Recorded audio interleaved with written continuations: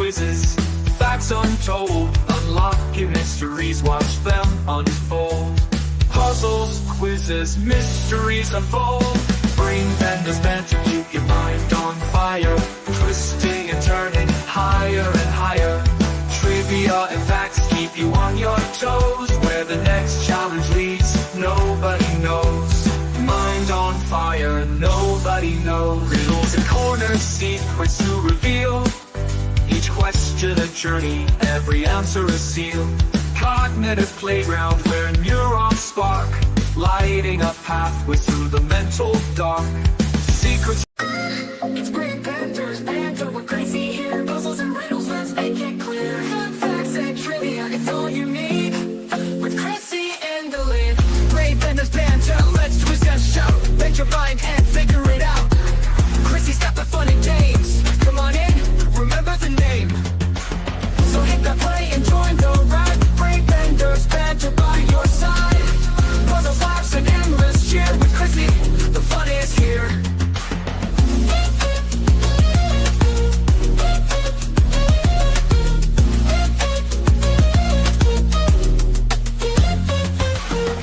So hit that play and join the ride.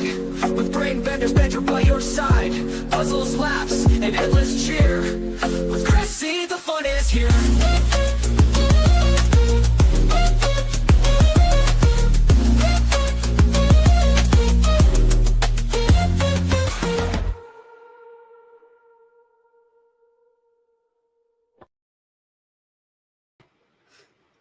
Hey everyone!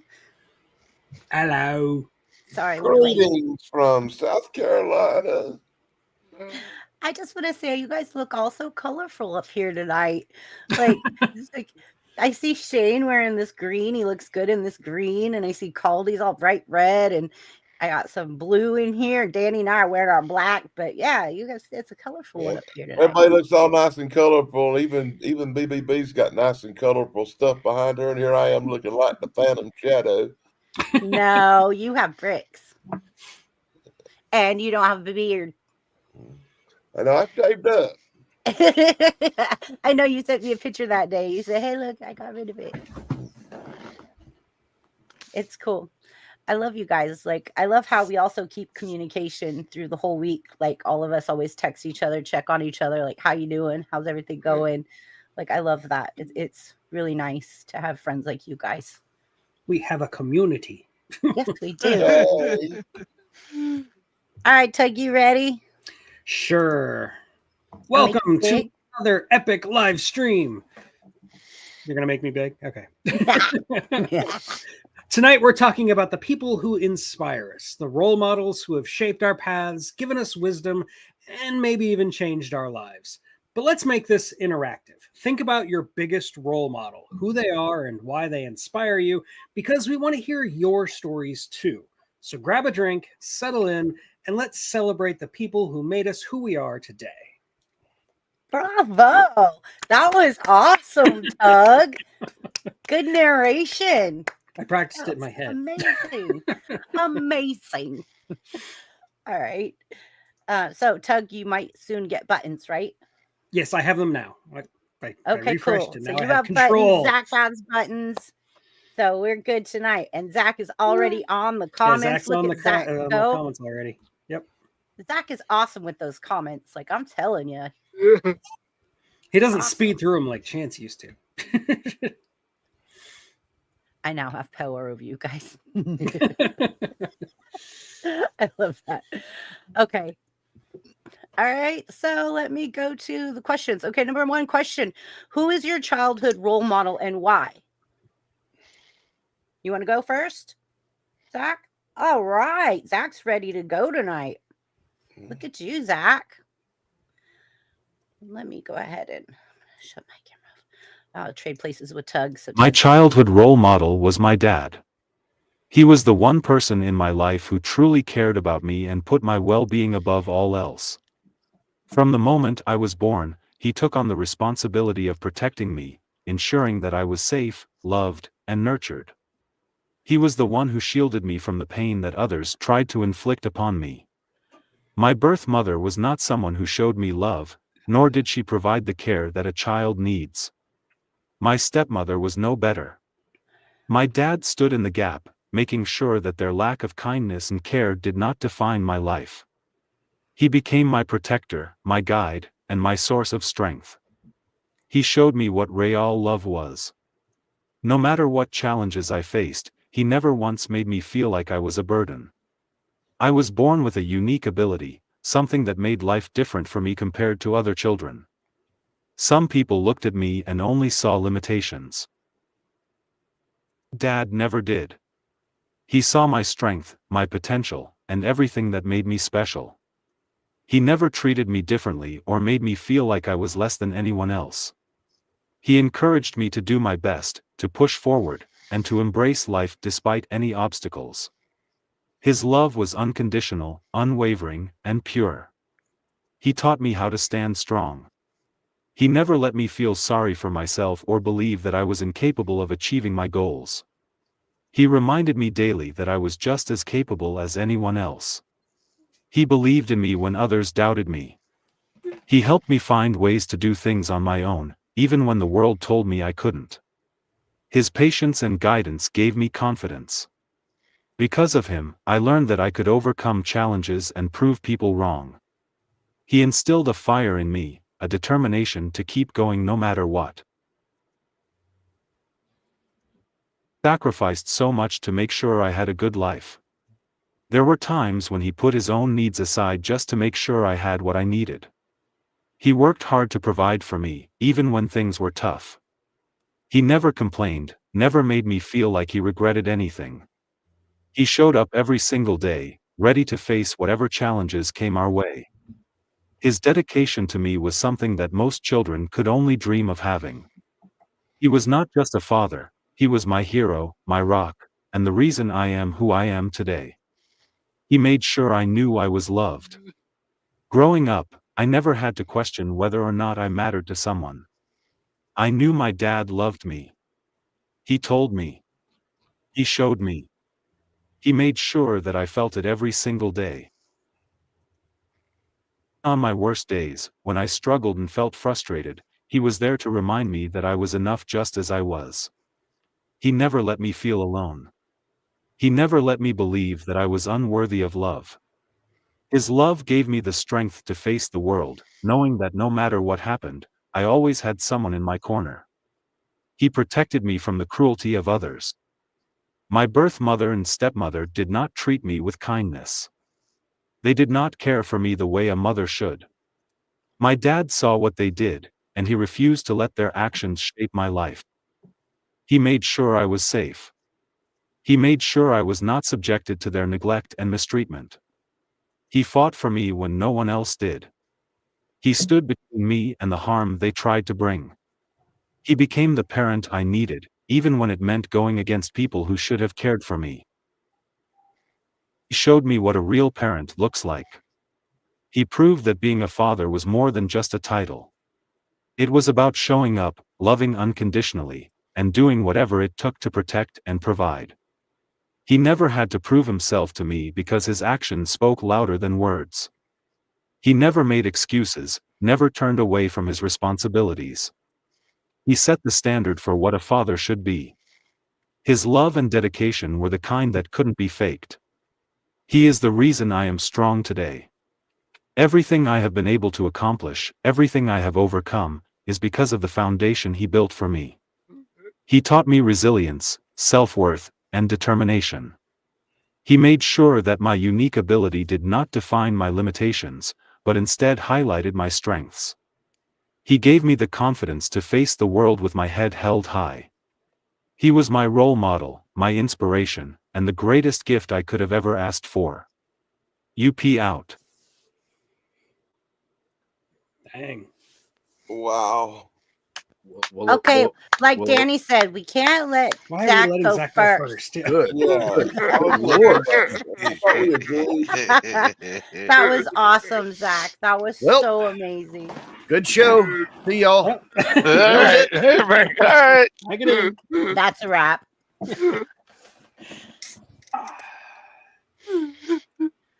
Yeah, I'm not sure what to add to that. Like it's I know.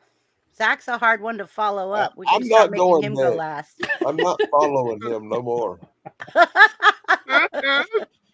I'll go That next. was awesome. Very good, Zach. That was very good. Yeah, I can go after Buff. Mine's pretty short. Buff's ready to go next. Yeah, sure. Why not? Buff's like, I'll take it on. There, I got. Oh, Zach and I are playing. Go ahead, Zach. I give the buttons to Zach. Dixie, hi, Dixie. Well, this is a tough one because my greatest role model was probably this window squeegee I picked up, as it shows me there's two sides to every story. You can take things the longer way or the shorter way. Now, anyway, it's kind of a tough one. Not really, because there's like two that are special in my life, and that's like my mom and my favorite uncle, her older brother. My mom, well, it's my mom. I am your typical statistic. I don't know my daddy, but there might be some things coming in on that. I'll keep y'all updated. But just growing up, only child, just me and mom. I watched her do so much. Um, Anything that came at her, yeah, she kicked its butt. Um, I knew she was doing it in the name of me. Um, I looked at her and was like, yeah, I gotta be resilient like that. I gotta be tough like her. And she really made a good like we come from the Delta, Mississippi, this tiny little town, um, Clarksdale, the home of the blues, the home of the crossroads where old boy sold his soul to the devil. That famous story. That's where the crossroads are. And it's a tiny little crap town. You either find a way out of it, you go to college out there and find your way out of that town, work at the casino, or you get in the military, or maybe truck driving. Those are like your four ways out of that town. 'Cause there ain't nothing there. And she went to school, got her what she got a degree in psychology and everything. So I followed her footsteps in that. And she got out of there. And we got to Atlanta. I was like, oh, we got out of there. And I didn't appreciate it then, but like the more and more I went back and growing up and, really understanding what she got away from, like understanding it. I just see, as a kid, and you're like, yeah, go back there. That's where my cousins are. But as you grow up and mature, it's just like, oh, I see why she wanted to get out of here. And we ended up in Atlanta. But just any challenge that came our way, you can do better by yourself. And I didn't need no daddy. I had her. She was mom. She was dad. Um, so always big props up to my mom. May she rest in peace. And when I lost her, jeez, that was 94. So I was like 12 years old. That it didn't kill me. It didn't hurt me. I was probably the only dry eye at the funeral. And somebody asked me too, a little later, it's like, why weren't you crying? I was just like, she did her job. She did enough. She got me to where I need to be.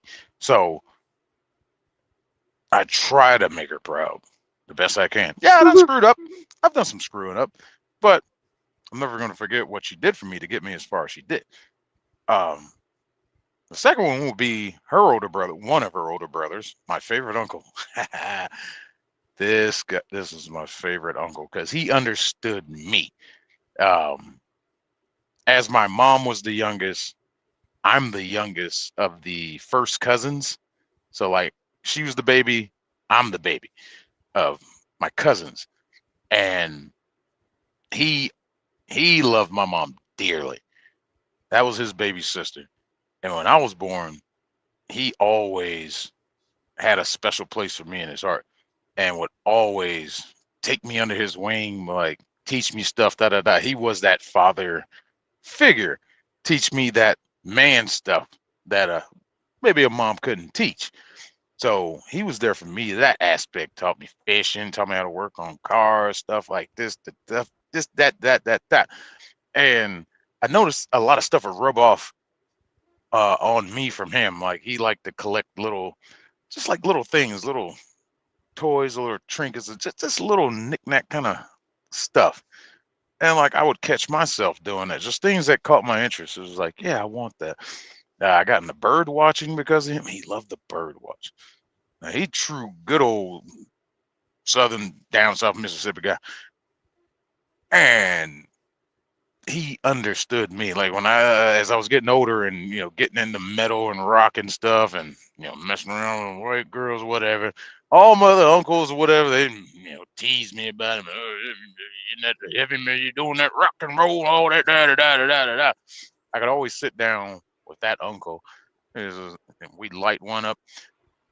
What you got going on, man? What they doing up there in Atlanta? Da, da, da, da. He'd never tease me on any of that stuff. Da, da, da. He'd ask me about things. He was like, tell me more about this. Tell me more about that. I loved him to death.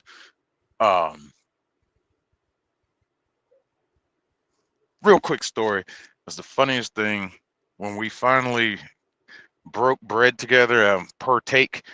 We were was doing a summer job for my aunt. She rented houses.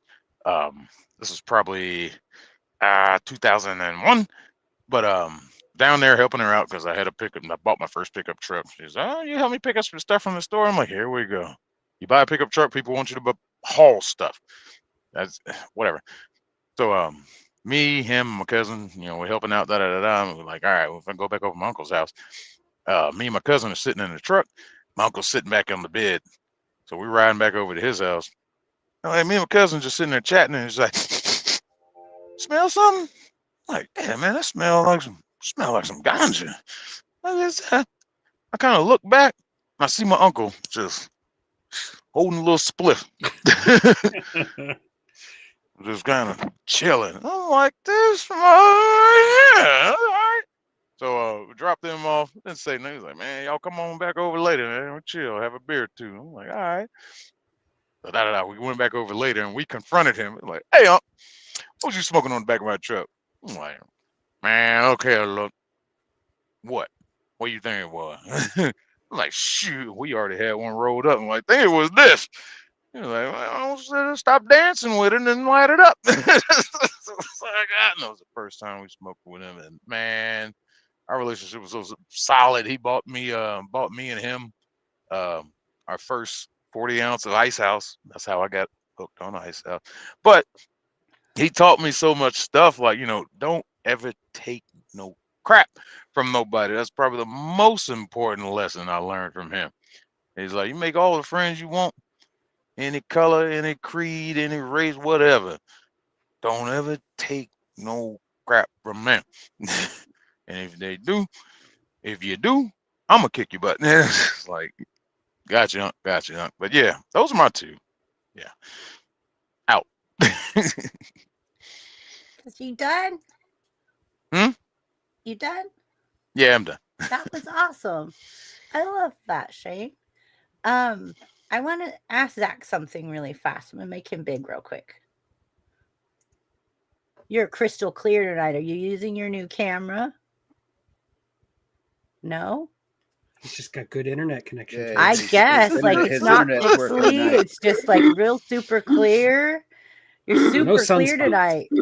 It's like sometimes you get kind of pixely. So I was like, wow, he's super clear tonight. I'm wondering if he's using his new equipment. No? You just look crystal clear. Looks awesome. I could make a joke. About Zach always looks the same. You just think that on kind of how much you're drinking that night. Oh, depends, huh? Yeah. Zach. That's funny. Okay. And Caldy said he wanted to go after Buff, so here it comes. Caldy. We love Caldy. Caldy. Caldy. So mine would be my parents, although at the time in childhood I didn't realize that they were what they were actually doing for me. But I'm the youngest out of all of us. There's 9 years difference between me and my brother. So I was the baby. And my brother and my sister always joke around to my dad. They say, like, he got away with murder. And what he says to them back is he goes, well, I like him more than I like y'all.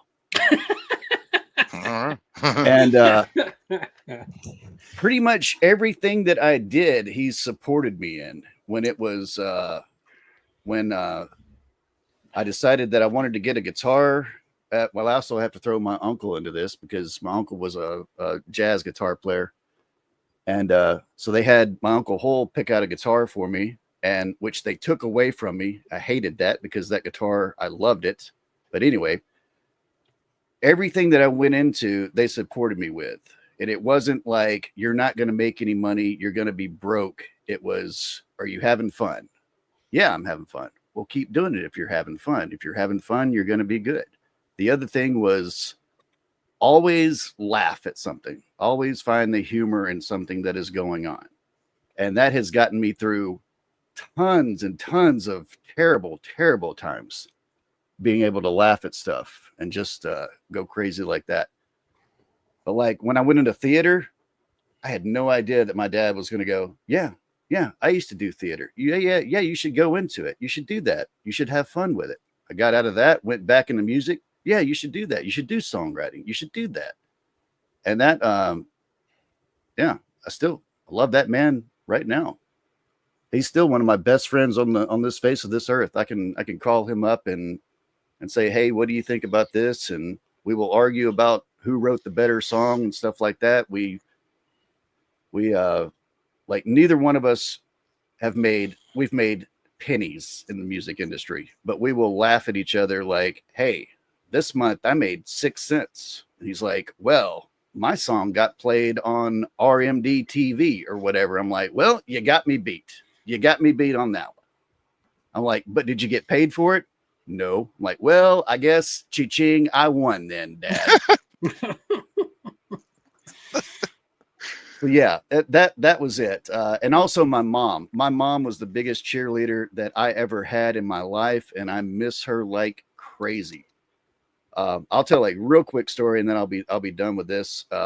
Like my music is loud and noisy. My mother would have told you it is the best thing that had ever been written on the face of the earth, until one day, out of just boredom or whatever, I slipped one of my CDs in and started playing it. She had no idea what it was, and she hated it. But I didn't tell her. I didn't tell her it was me, because if I'd done that, it would have sent shockwaves.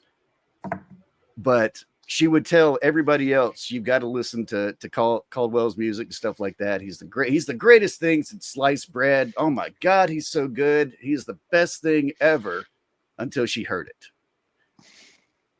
And that's it. That's it. Yeah, definitely my parents and my uncles were very cool people. There was lots of songwriters in the family. I remember my aunt, one of the last things she said to me was, are you still playing guitar? And I said, yes, ma'am. And she goes, we'll never stop. You're good at it. And I was like, that hit me. That hit me when she said that. But yeah, that's it. That's it. Okay. I mean, like, yeah, All right. having parents that support you and let you do what you want to do with your life, like, I think that's one of the most important things a parent can do, right? Yeah. And yeah, I have a mom who's still a cheerleader for me. Like, she's one of my Patreon members, for crying out loud, which I think is funny. But yeah, she's like, she'll call me once a week. Every time I like drop a video, she'll be like, I watched your video and this is what I thought of it. And like, that's awesome. You're still getting an allowance. I am still getting an allowance from my mom because she loves me. That's And right. the funny thing, and you guys know Jake Hudson, right? Yes, Oh, we yeah. love Jake. Okay. We love Jake. Oh yeah. Next time I see Jake, I guarantee you he knows the guy that has sung my dad's songs on RFD TV or whatever, because that guy always asks me about what Larry's Diner or something like that. So I know that when I bring it up to him, he's going to chew my ear off about it. But yeah, that's it. All right, I'll go ahead. Make me and go small. next, I guess. Make me small. I don't like that big. Get me out of there. Oh wait, nope, you did it. There we go. Oh look, we all got buttons. Conflict. Okay, so when I was growing up, I thought my role model was Rod Serling, just because I really loved the idea that he was a veteran, he was a writer, and he had this like screw it, I'll do it myself attitude. Um, like when the Twilight Zone was first being made, and they needed a narrator, and the person they originally hired wanted too much money, and Orson Welles wanted too much money, and all this other stuff. And Rod Serling just said, "Screw it, I'll do it myself." And I felt like the way he expressed his creativity was really cool. Granted, later in life, I learned he was kind of not a great guy personally, but like professionally, I still respected him. And then, but really, not to steal everybody else's answer, but my real role models were my parents. And I especially want to talk about my dad because he taught me patience and compassion above all else. Like, this was a man who he was a lawyer, and he made his money doing wills and trusts and other boring stuff.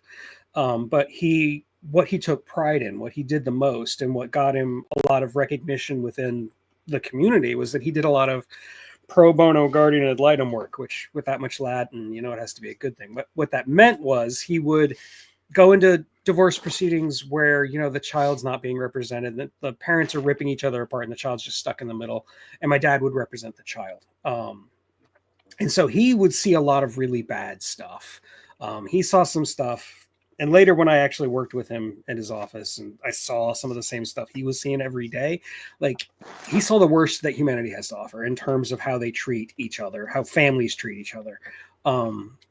And basically, he taught me, as long as you are patient and kind, you can get through a lot, and you can do a lot of conflict resolution that way. And your life will just be a lot calmer and easier if you can approach even the worst problems or the worst kinds of conflicts that way. Now, towards the end of his life, he taught me some other things. His last year, when he was dying of cancer and getting chemo, he was deteriorating. He went from, being like a 250-pound guy to being like 70. All his hair fell out. He turned into a corpse before he died. But the entire time, I never once heard him complain. I never once heard him, say that he was bitter about anything. He had every right in the world to be bitter about what was happening to him. He was dying of cancer way before his time. And like I said, he didn't complain about it. Instead, he was more worried about us, about his family, about like how we were reacting to him dying. And he knew he was dying. I think he knew before we did. Because we were still fighting it. We were still, like, we got to do this. We got to do this. We got to do this. And he'll get through this. He'll get through this. But he knew he was dying. And I think that taught me something about strength, that like, it's not a physical thing. It's a mental thing. And he's the strongest man I ever knew. And I just wish I could be like that. And so I've tried to approach a lot of my life the same way he did, with a lot of patience, a lot of kindness, being polite, having a sense of humor about things, and just trying to care about other people, and take care of my family. And if I keep talking, I'm going to cry, so I'm going to stop now. But yes, my father most definitely was one of my strongest role models. All right. Well said, sir. Well said. Good man. Well said. So I guess it's my turn Oh yeah. by process of elimination.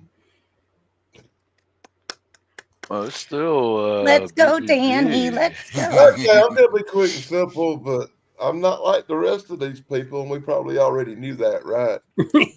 There's something. Let me explain, people in YouTube land. There's something severely wrong with me, because We know this. there's not one single person in my family I considered a role model.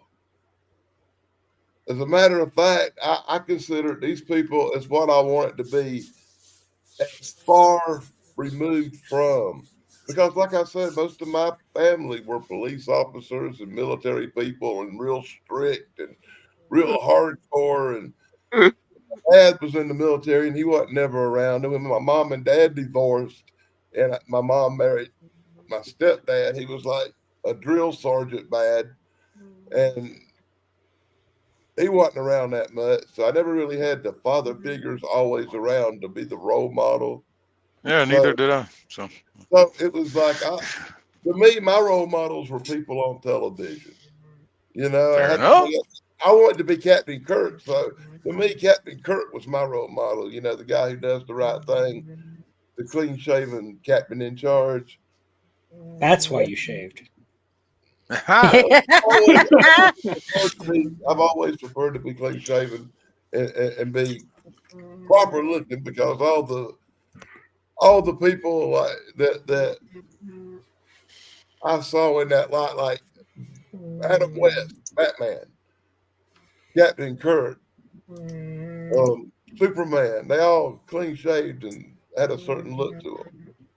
That was the good guy look of the idols of my childhood. And the people I idolized on television were my role models because I didn't want to be nothing like my family.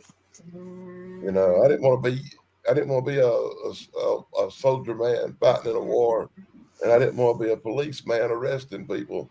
I saw enough movies to know, well, that might not work out too good. You know, I remember as a kid being about 8 or 9 years old watching Dillinger and thinking to myself, well, I'm not going to be a police officer like y'all. And I'll end it at that. But to me, I wasn't as family orientated with my answer. I went more towards, maybe that's why that's why I like Dave Sunstorm so much. As I got older, Dave Sunstorm's my idol now. He's my role model. I want to do the good stuff. Well, he is incredibly wholesome, so he's a good choice. Well, he don't hardly ever talk about nothing that makes me want to cry or throw up. Well, I think it's important to recognize that, like, this is something I didn't figure out until I was older, but like most people don't have functional families. Like, not everybody has parents that they can look up to. Most people don't, actually. No, I didn't say I didn't look up to my parents. I just said I didn't want to be like No, them. I know what you mean. Yeah. I love and respect my family. I'm just not cut from the same mold they are. Mhm. I have, you know, a different Like outlook. my family, everybody stayed together up until like the 80s. That's when people started getting divorced and stuff like that. It wasn't anybody from like my parents' generation, but yeah, even with a functional family, we were still dysfunctional. Oh yeah, there's always As heck. dysfunction. Yeah. As heck. Same. You know, I will say that in my family, we always had family. We always had the big Christmas dinners and the Thanksgiving Day dinners where the whole family got together and grandpa and grandma and mom and dad and the kids and my older brothers and their kids. There'd be 25, 30 people there. You know, aunts and uncles, sometimes more. But 40 years later, you know, nobody's left. They're all dead. Yeah, I can't remember the last family get together that we had, like full family. Probably late 90s. It just doesn't happen anymore. Everybody's too busy and too spread out. Oh man, it was last year for me, summer. But that's not saying anything happy because it might be the last time. No, like I was raised with a gigantic family. Like, yeah, the like parties with 45, 50 people was commonplace. You know, Thanksgiving was an event. You know, like uncles, aunts, grandparents, just everybody. Like so many people, so many cousins, so many second cousins, people I didn't even know. You know, Yeah. And lately, like last few years, it's been a chore just to get, you know, the immediate family together. You know, me, my brothers, their children, you know, my mom. It's hard. It's much harder than it used to be. Yeah. Yeah. I haven't seen my one aunt that I grew up with. I haven't seen her in, I don't know, a decade. So Well, see where I live, it's me. I live and I live in the country, but 8 miles from me, there's a little town, and that's where my sister and brother and their wife and kids live. But other than them, any other members of my family pretty much are in different states, or even right now, currently different freaking countries. Yeah, I got a lot of that too. Yeah. A lot of my extended family moved to Utah and Arizona and places like that. But I also have family that moved, overseas. So it's hard to get together again. Yeah. 20-hour flight to get to where some of them are. All right, BBB. Spotlight's Oh. on you. I'm going to warn everybody, you better get your Kleenexes. Oh boy. Get your tissues. Sorry, Bratty. Get your tissues. So one of the things a lot of people don't know about me is that my mom had me very young. And I actually went through a very crazy childhood. And I'm not going to get into it because it's too much for anybody to fathom. However, the state of Nevada took me from my mom when I was 3 years old and granted me to my grandparents. My grandparents raised me as their own.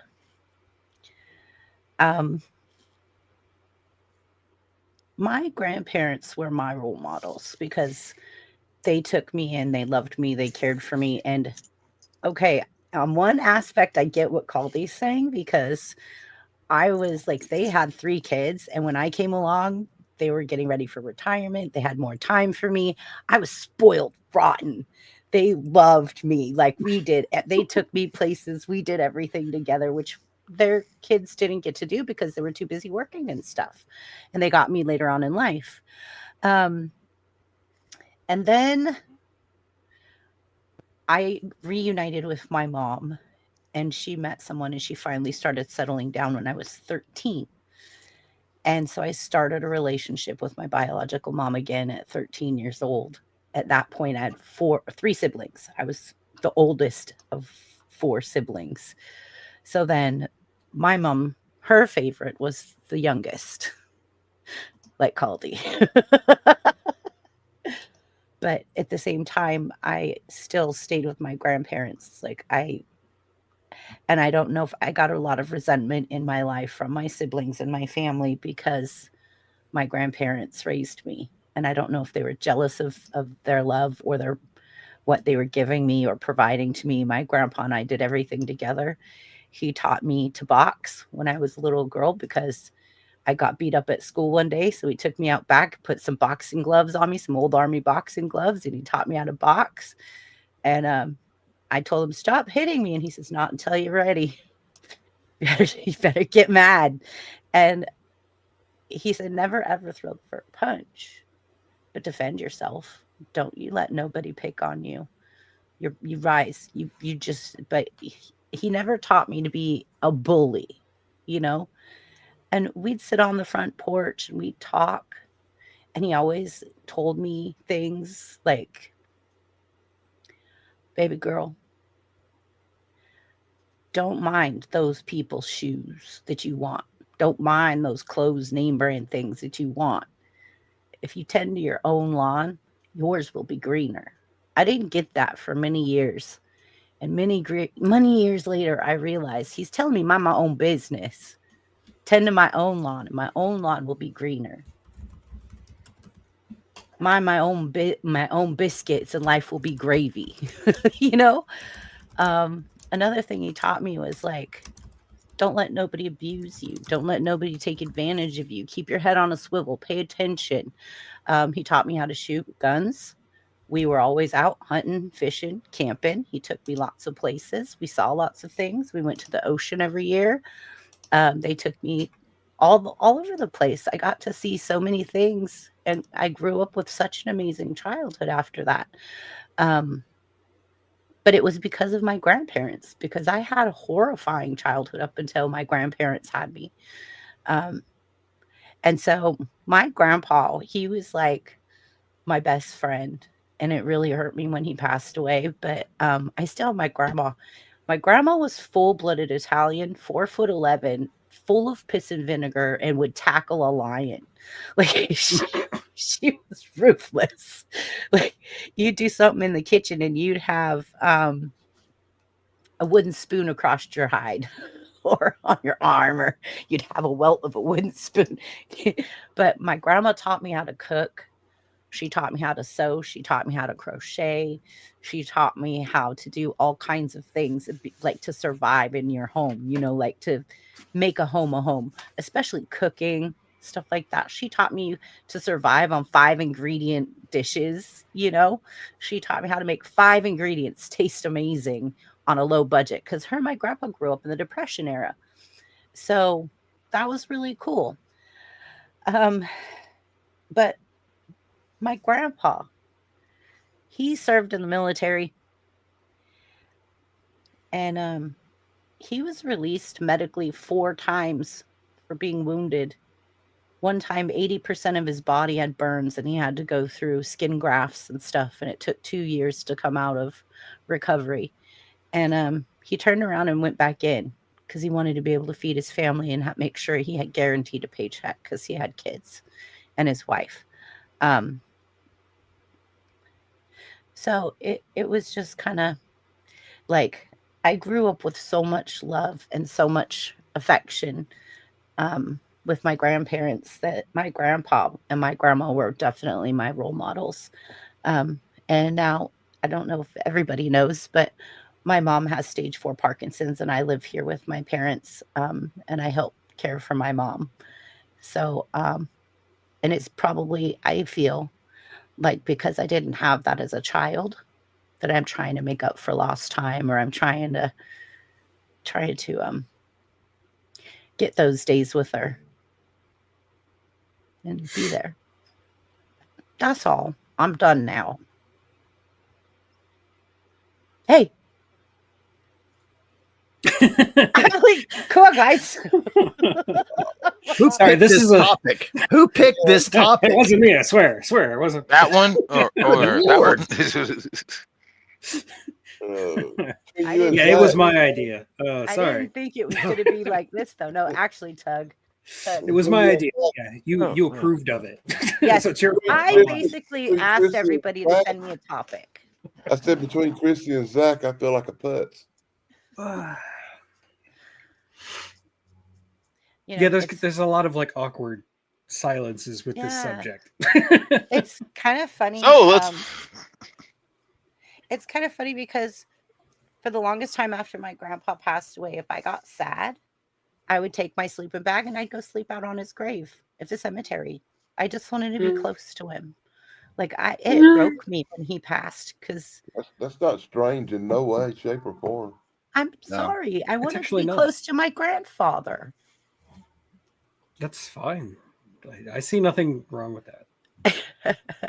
I'm not your biological Let's go, father.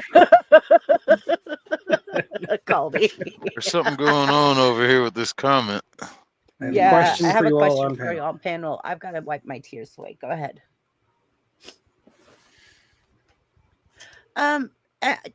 Jake Hudson would like to come up. that okay? No. No? We'll be here for hours. No No offense. I'm sorry, Jake. No we don't offense, have an Jake. open panel. So, Jake, what I'll do, because I do want you to be a special guest on my panel sometime, is we'll schedule it and we'll set it up, and we'll make sure that there's a time that we have you on here, because it's not normally, we don't normally send links once we start. It's a closed panel.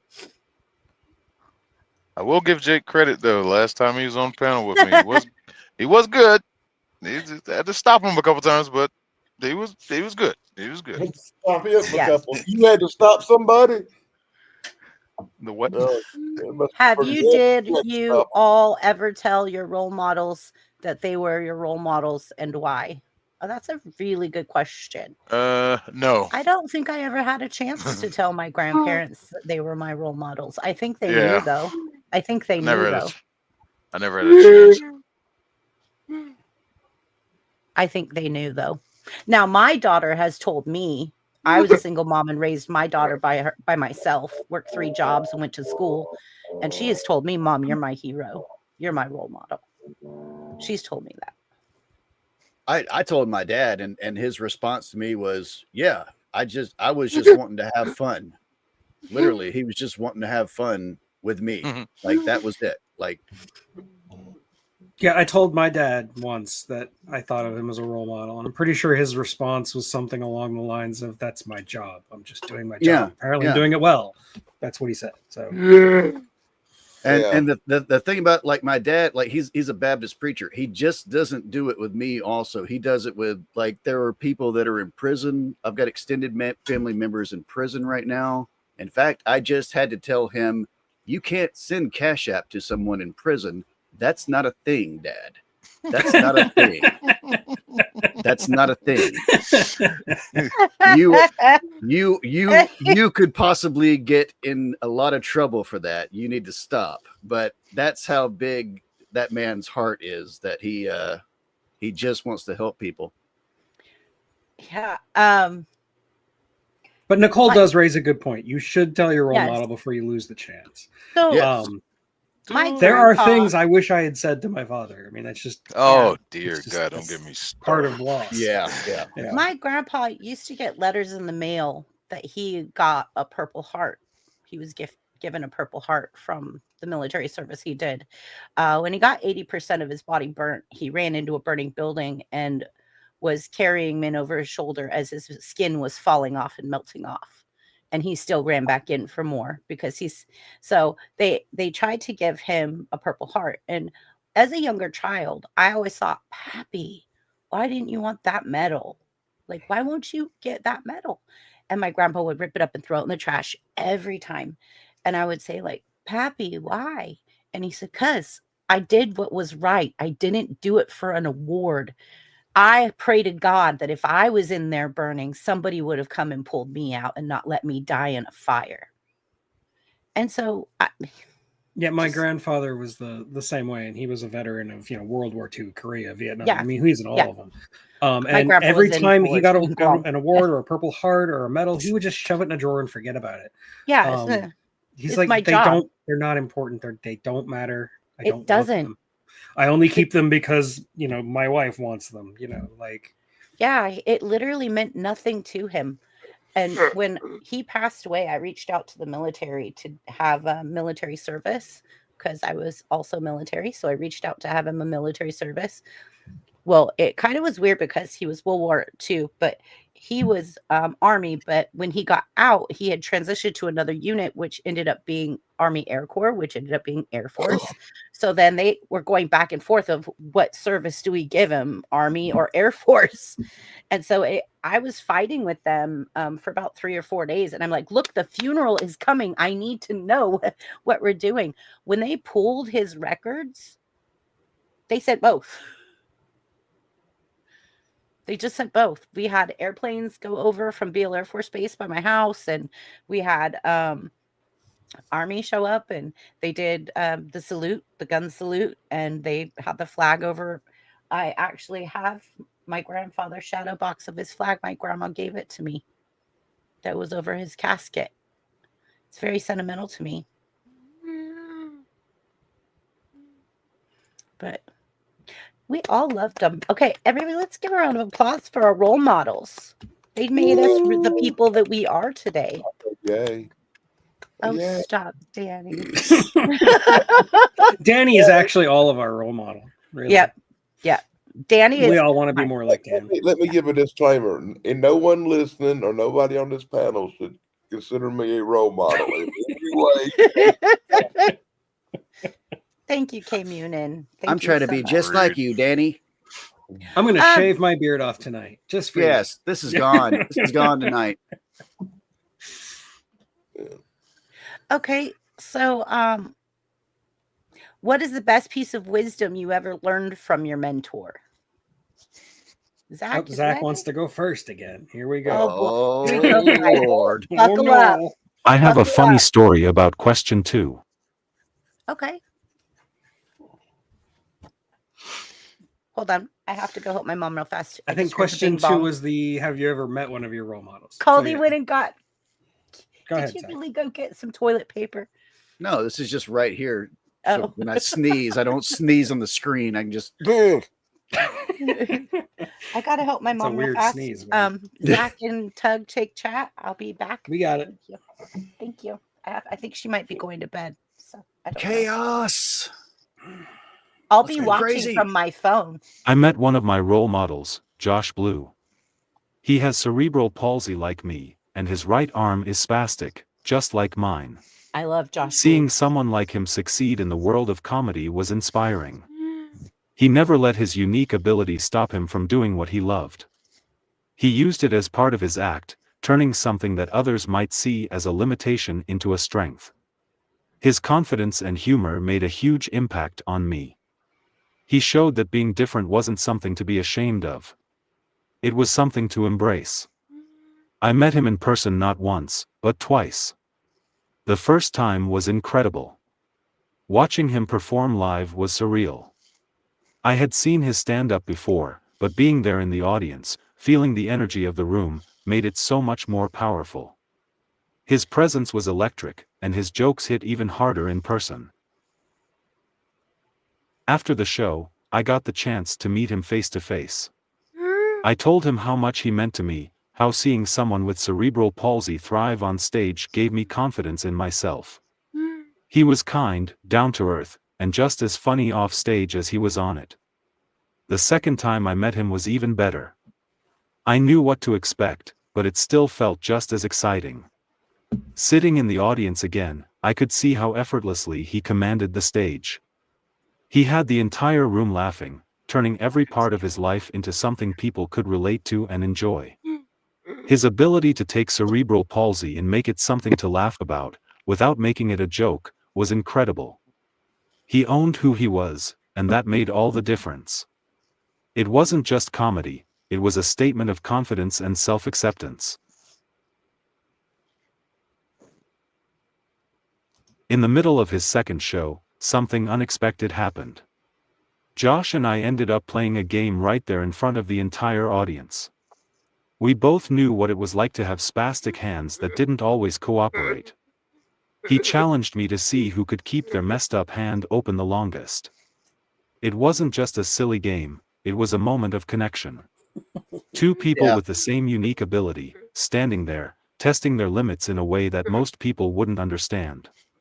The crowd laughed and cheered, enjoying the moment just as much as we did. I won by a half second. It was close, but I managed to keep my hand open just a little bit longer. He laughed, shook his head, and admitted defeat. The audience roared, enjoying the friendly competition. It wasn't about winning or losing. It was about the fact that we understood each other in a way most people couldn't.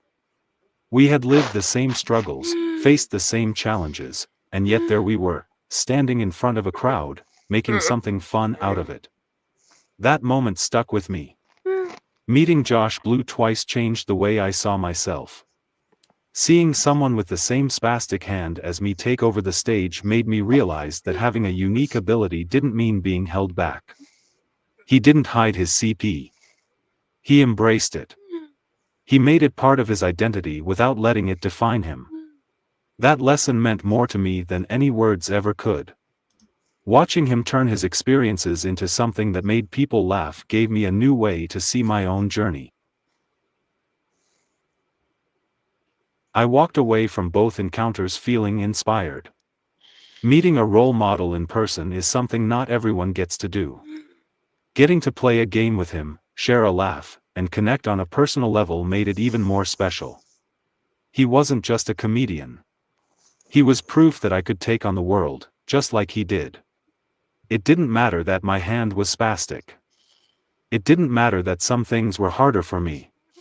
What mattered was how I approached life, how I owned who I was, and how I refused to let anything stop me.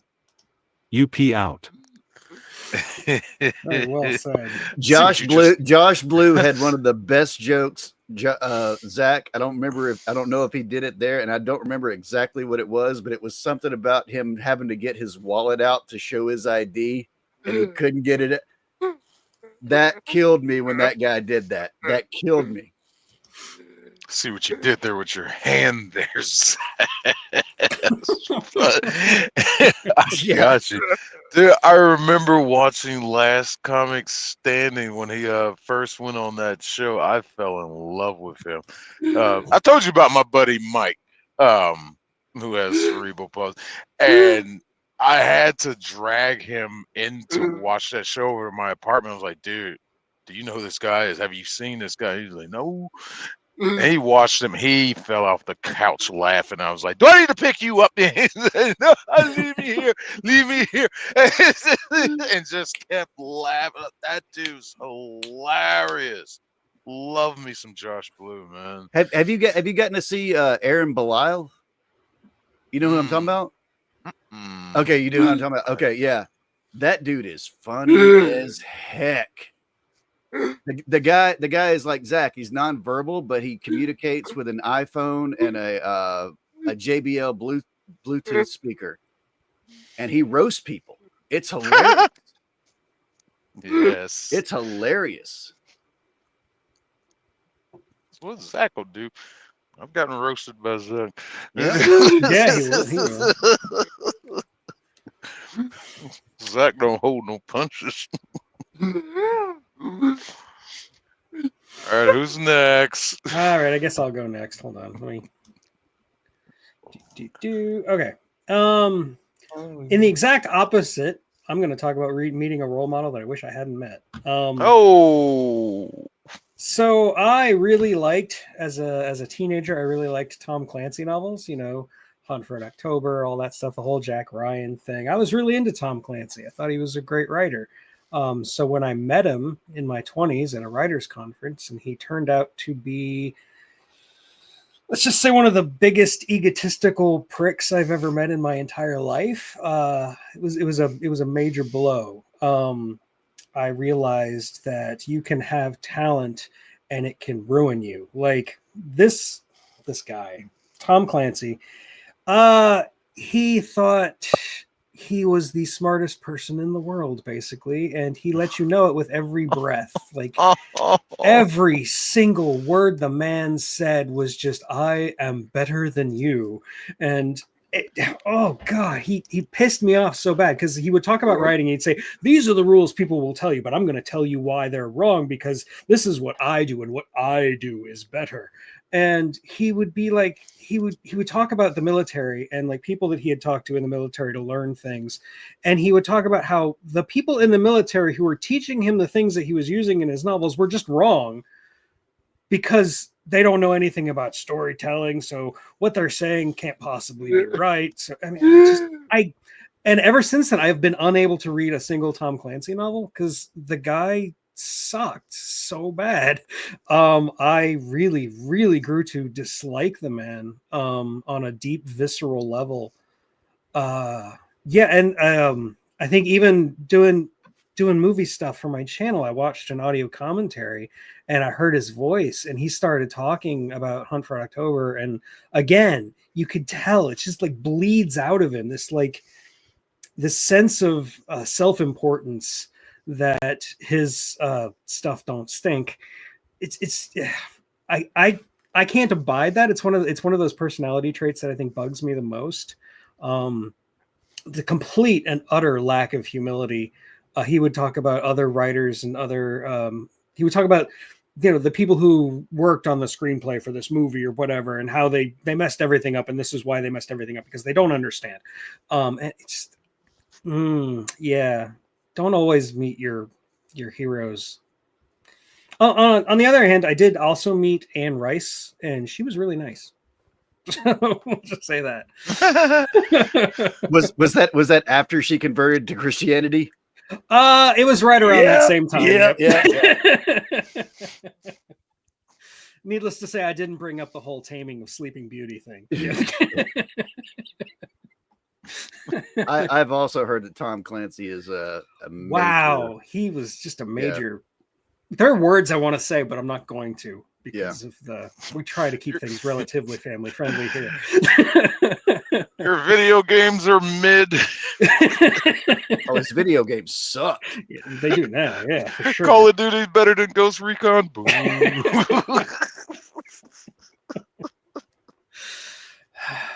but yeah, I've never like I've met celebrities who I didn't like, but I can still like watch their movies or read their books or whatever. But he was so bad that I can't even.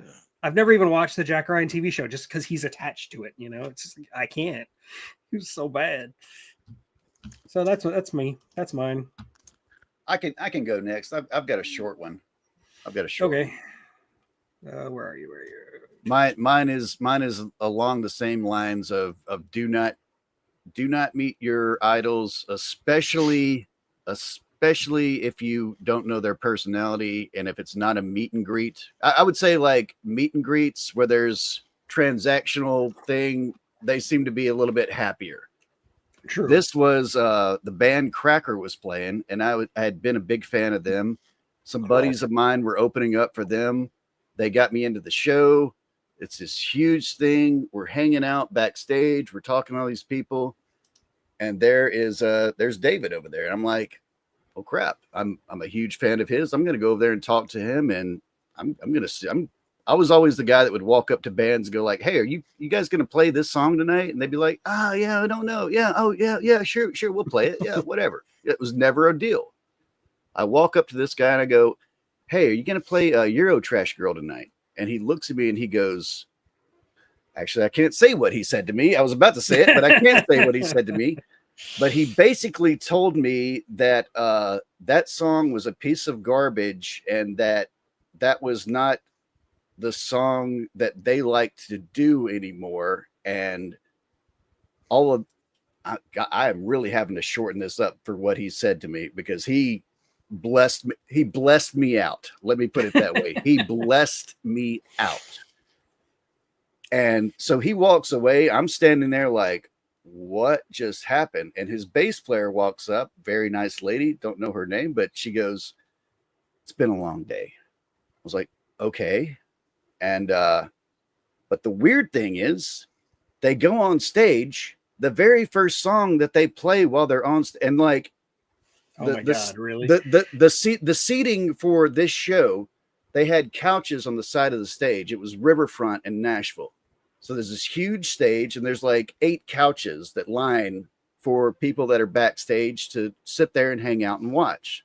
So we're like, I just got blessed out with this guy, but I still love this band. So I'm going to go up there and sit and watch it. The very first song that they play is Euro Trash Girl.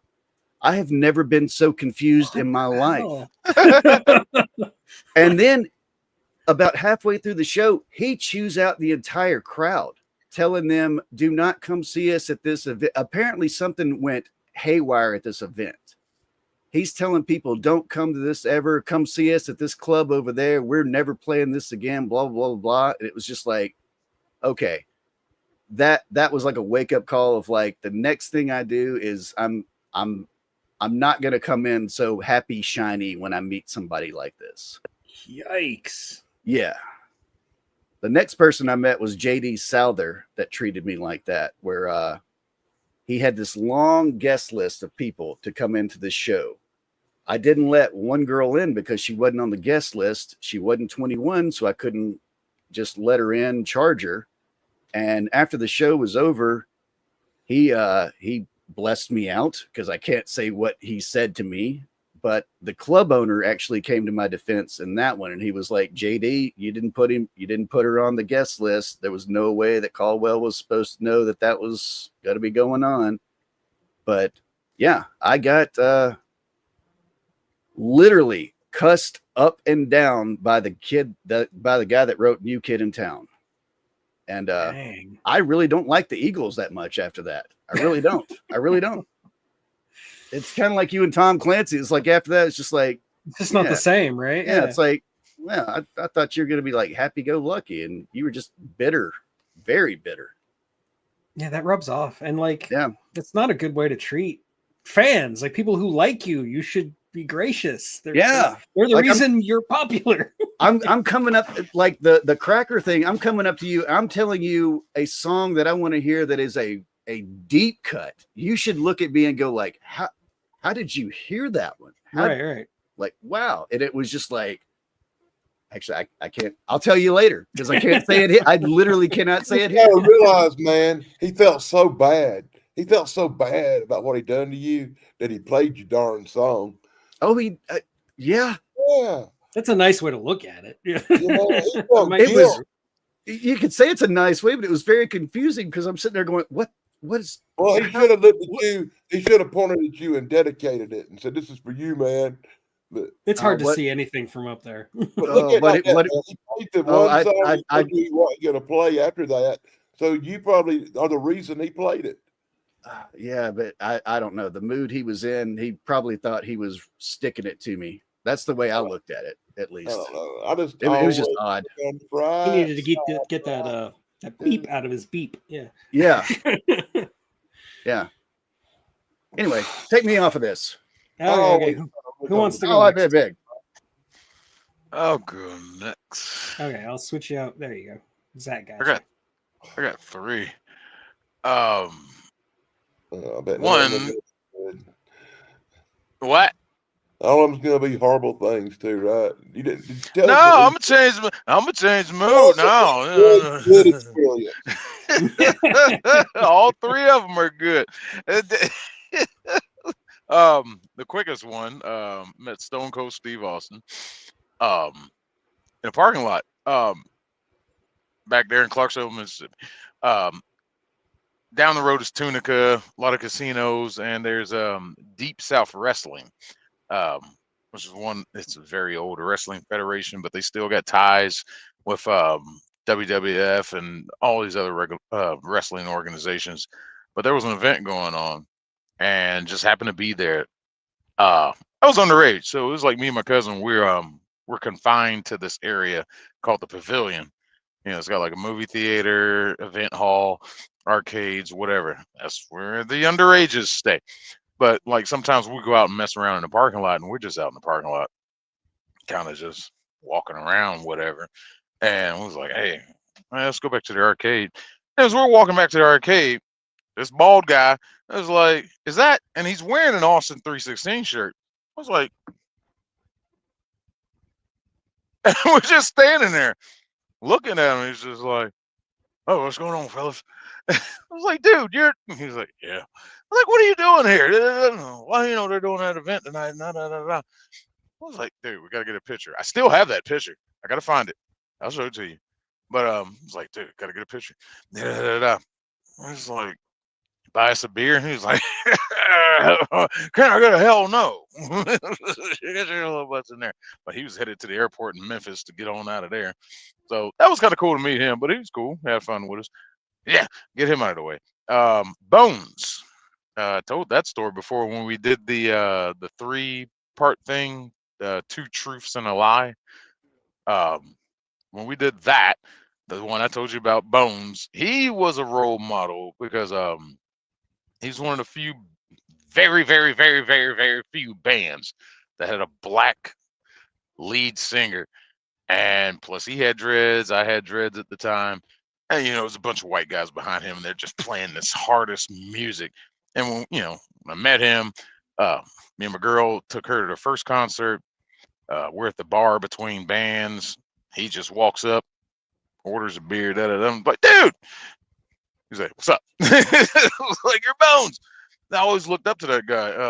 And like we talked music a little bit, and I was like, yeah, man, you know, I've done some lead singing for some bands and stuff too. You get criticism, you get praise at the same time. He's like, dude, let's do the same thing. And we just sat there and talked about the experience. And he's like, you know, keep it up, man. You know, you never know how big you're gonna get. You know, just keep fucking rocking. And I was like, yes, man. He bought me and my girl a beer. His girl came up, and we all had a beer together. So that was cool to meet him. Maybe my favorite one was this guy named Voltaire. Y'all probably have no idea who this guy is. 2015 at Dragon Con. Dragon Con is like Comic Con, but it's in Atlanta. It's Atlanta based. There's this guy named Voltaire. Now, don't hold this one against me, but he is a satanic folk singer, and he plays the violin while he sings. Velcro.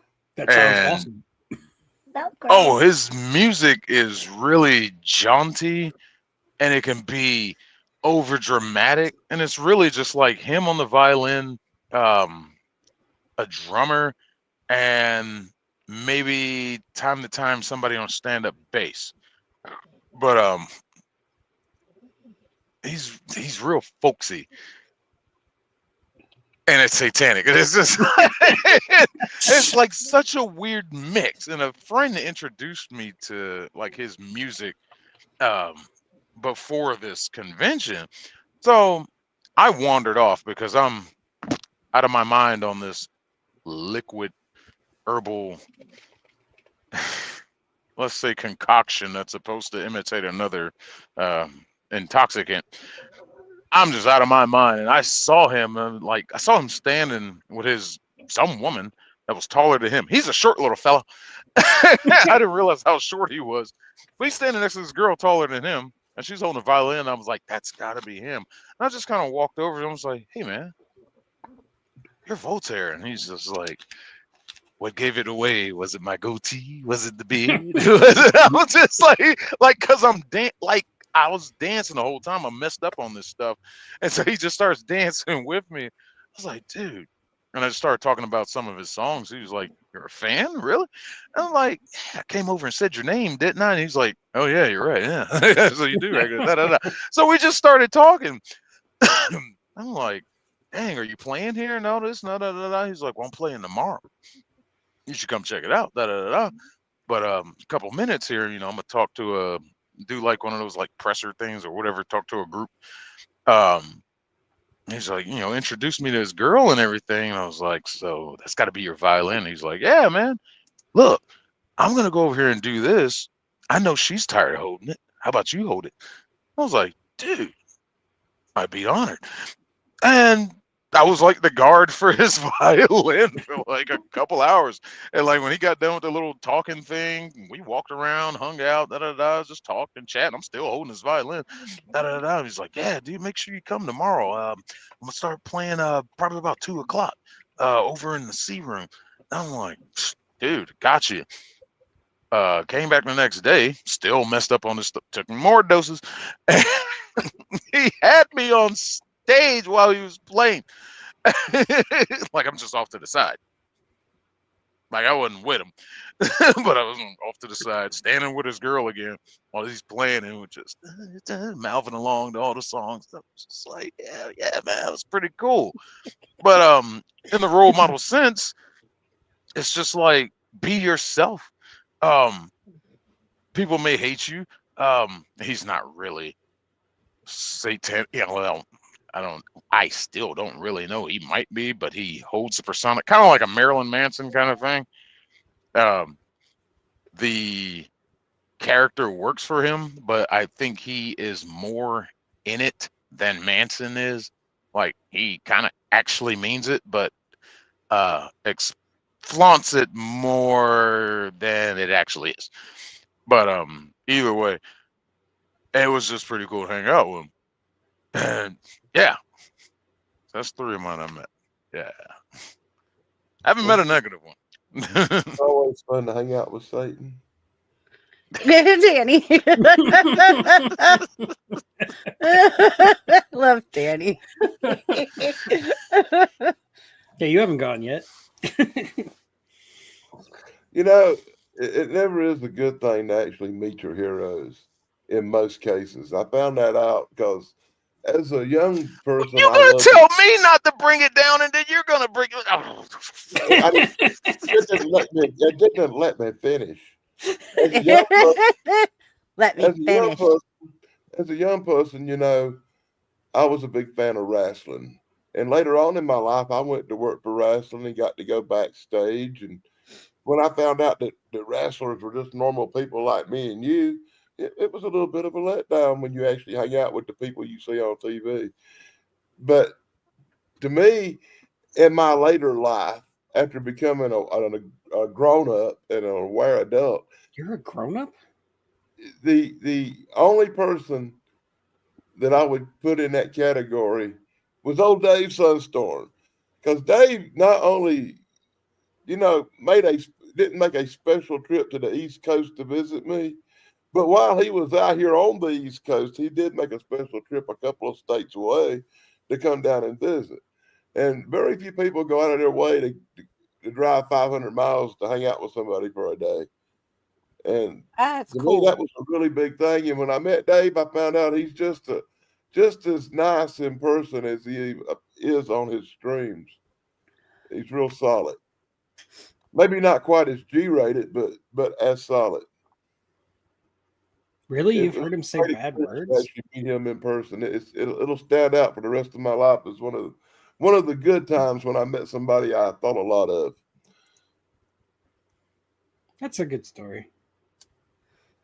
We've all had good stories tonight. It's good when somebody actually lives up to your expectations. Yeah. Well, I think Dave is one of the most wholesome people on the entire internet. He's amazing. I agree with you 110%. Yeah. And I've always tried it to wish I could be as nice and friendly and polite as him. I'm just not built that way, you know. It's like that wouldn't be you. Look, some people say there's something wrong with me, so I do have strokes. We love you. My problem is I have a really bad case of Tourette's, and no matter how hard I try, sometimes stuff just comes out of my mouth that offends people. But you know what, Danny? You're one of the people, you and Tug and I think, or maybe Caldy, haven't cussed on this channel. You don't know Really? how hard that is. Because I'm I know Buff surprised. has. I know I have. I know Zach's given the middle finger because people have antagonized him and poked at him. So I think for having Tourette's, you do really well, Danny. I also have Tourette's. I don't. I'm just going to claim that. Well, look, Just Do in you have case. selective Yeah. I Tourette's? got the kind of Tourette's where 90% of the time I'm okay. It's just once in a while I'll become emotionally stressed and tend to offend people with some of the stuff that comes out my mouth. Like telling a large lady just how fat she really is. Stuff like that.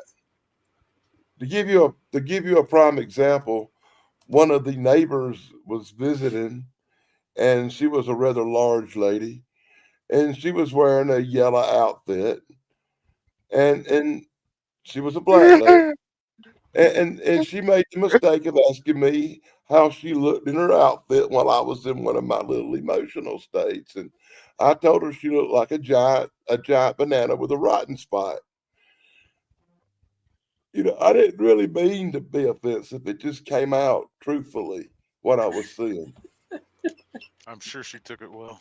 Actually, she Oh, did not take it no. well. She did not take it well at all. You're still alive, so there's something. Oh. She I'm didn't going to eat pull a you. Caldy right now and go, oh boy. Oh boy. Oh boy. Oh boy. And And Caldy. to give you I'll give you one more example of some of the ones that probably weren't exactly nice, but I couldn't help myself. I was buying my mom a birthday cake, and I was in Caldy. line, and in front of me was this lady that weighed about 600 pounds, and she had a couple of big cakes. And all I said, swear to God, I was just being halfway nice. All I said was, "Do you really think you need to eat 2 cakes?" Fair question. What was her response? She threw cake on me. Well, then she didn't eat it, Oh. so Yeah. win-win. Free cake? Well, she wasn't happy either. I think the polite term is brutally honest, Dan. I had my daughter. She's beautiful. Like I know for any of you that have been on panel for me a long time, you've been on panel with me with my daughter. Like she's great. She came to me one day when she was about in 4th grade, and she said to me, "Mom, there's this kid at school, and he's making fun of me, and he's bullying me, and he makes me cry every day." And I says, "What's he saying?" She said, "He says I have big thighs." I said, you're in 4th grade. You don't have big thighs. You're skinny as a toothpick and you're a beanpole. What does he know? Is he the effing thigh master? And so she starts laughing and she goes, that's funny, Mom. I'm like, that's what you got to do. You just got to give it back to them. Don't you let them make you cry or feel like you've got something wrong with you. You just give it back to them. You've got to come back like this. You come back. You be strong. So the next day I said, I was saying to her that night when we were driving home, I says, so tell me what he looks like. And she's like, well, he's kind of, and she was explaining, and then she's like, he kind of has big ears. I'm like, go for that. Go for There you something. go. Go for something that, like, don't let him do that to you. Because then all the kids in school are going to start laughing. She goes, they all laugh every time he says it. So the next day I drop her off at school and I give her Nux and I said, you go in strong. And she goes, he's getting it today, Mom. And so she comes out of school that day. She dives into my car and she's talking so fast. She's like the Micro Machine Man. What happened? And she says, he said that my thighs were big. And I said, what are you, the thigh master? And then I says, Opie. And then she started calling him some other things. And then he started getting upset. And the kids all started laughing and pointing at him instead of her. And all of a sudden the teacher says, like, your daughter was bullying this boy. And I said, no. When the school called me because his parents that night called the school and told the school he was being bullied. I was like, do you know how many times my daughter came home from school crying because your kid was telling her she had big thighs? She's 4th grade. And so the school just said, yeah, just tell her not to do that. Oh, nope. From that day forward, my daughter is like this. If you say something to my daughter, she will come back with wit so fast. And sometimes she'll say something to me and I'll say something to her. And she'll say something to me. I'll say something to her. She's like, you're the only one that could spar me that way now, Mom. I'm like, yep, you're my DNA. But I had to tell her, like, you can't let people do that to you.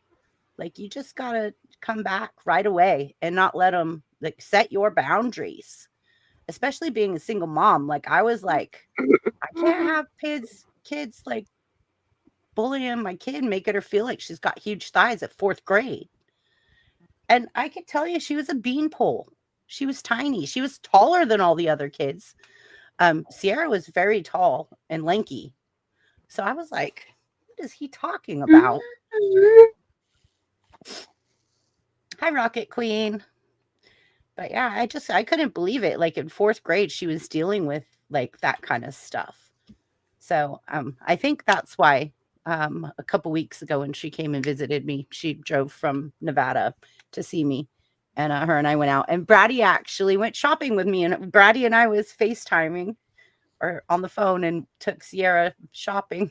Brady was on the phone with me, and we all went on a mommy-daughter shopping trip. It was cool. And yeah, that's the night Sierra said to me, like, Mom, you've been my solid my whole life. And I was like, thanks. I know how hard it can be growing up.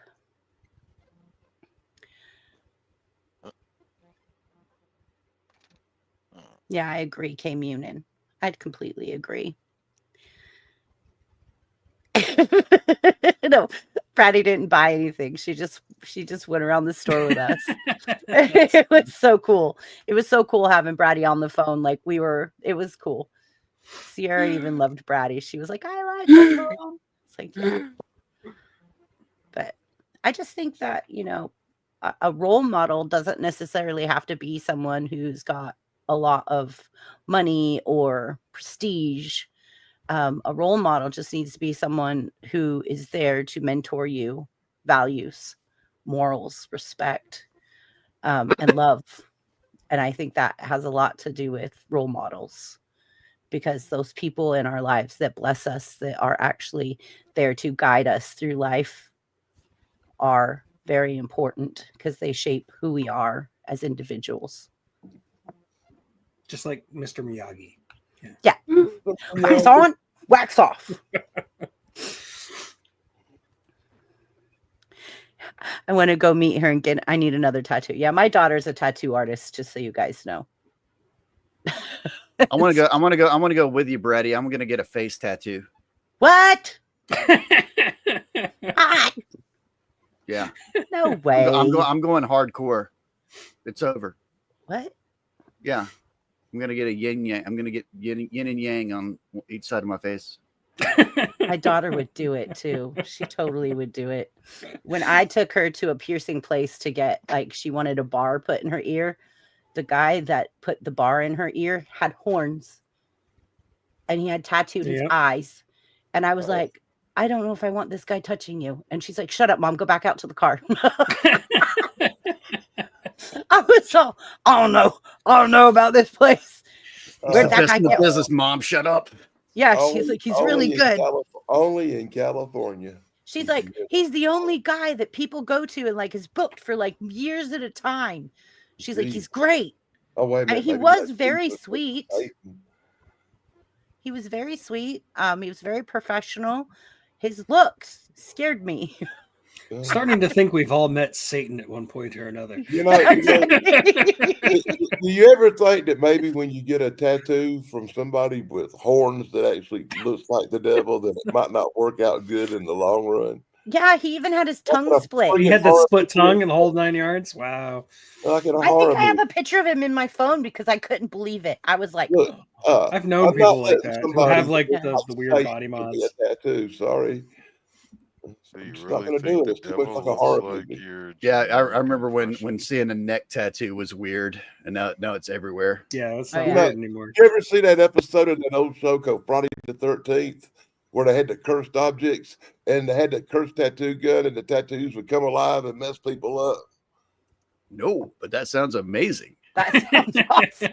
Hey, amazing. Danny, send me the name of that so I could send it to my daughter. It's a Friday the 13th TV series. I don't know the name of the episode. Yep, I agree, K Munin. You could be the nicest person, but if you look like a demon, people are going to be skeptical. See if I can Yeah, find this that. person was amazing, had very, very much talent, very artistic.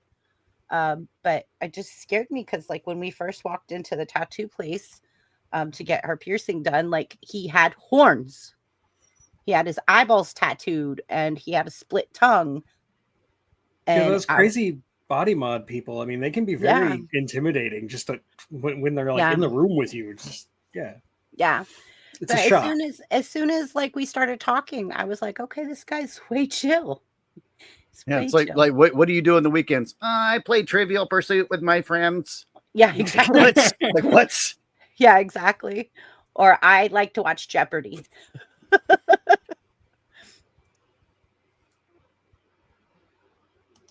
I'm going to get another tattoo this month.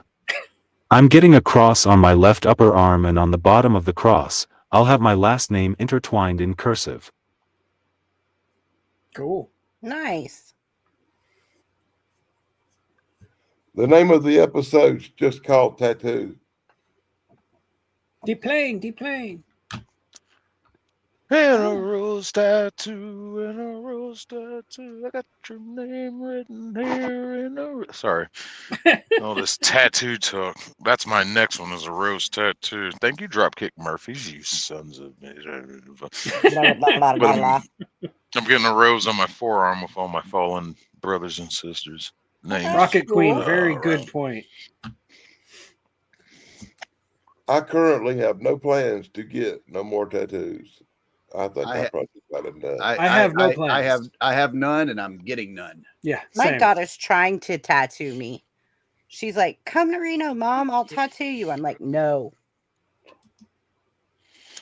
On your back, upper shoulder, I'd suggest. She's trying to get me to do a mother-daughter tattoo with her where she has half and I have half. Yeah. So I eventually might, but I don't know. I'm feel like I'm too old now to be getting tattoos and stuff. There's no age limit on tattoos. Yeah. I'm telling you, my skin's getting thinner. It hurts. When I just got my tattoo touched up a couple years ago, that wasn't what I remember it being when I was younger. She said it hurts. Oh, use a numbing cream. Yeah, my daughter said she What? has The that. numbing cream. I never heard of that. Yeah, it's got lidocaine in it. My daughter told me about this spray that you spray on it and it numbs it. I ain't got a tattoo in 20 years or more. See, I just use the lidocaine on my shoulder. That's it. I'm just Yeah. old. Yeah, I'm your just shoulder old. bugs I'm you. just old and broken. Oh. Yeah, well, I got hit by a darn car and Yeah. ran over Yeah, the side of my it body. happens to a lot of people. I heard Danny's that been happened to hit you too. too, man. Yeah, Danny gets hit by cars. Like me and you need to start a club. Yeah, the bad part is, getting hit by a car is bad. Look But left, when you've right, and been left hit again. But in a lifetime, when you've been hit by a few cars, it really sucks. Yeah, I just took the one, and after that, I became very, very, very cautious. I worked as a flagman for a construction crew doing highway work, and I got bopped. Yeah, I just got hit by a drunk girl. And then I had some experience where I got hit by a Jeep. I don't really want to tell that story, but Were there ducks in the windshield? yeah, Mm. well, it's a bad Quack. bad story. This channel's too Quack. nice a channel to tell that story. Quack. I think Zach got something to say anyway. I think we've gotten off topic. Yeah. I use lidocaine and I get high to hold still.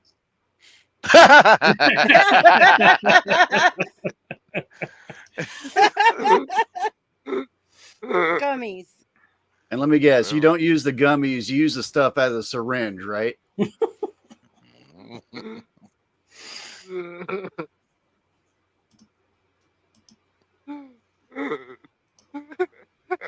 Yeah, Zach's like, yeah, I know that syringe stuff. I know what you're talking about. Yeah.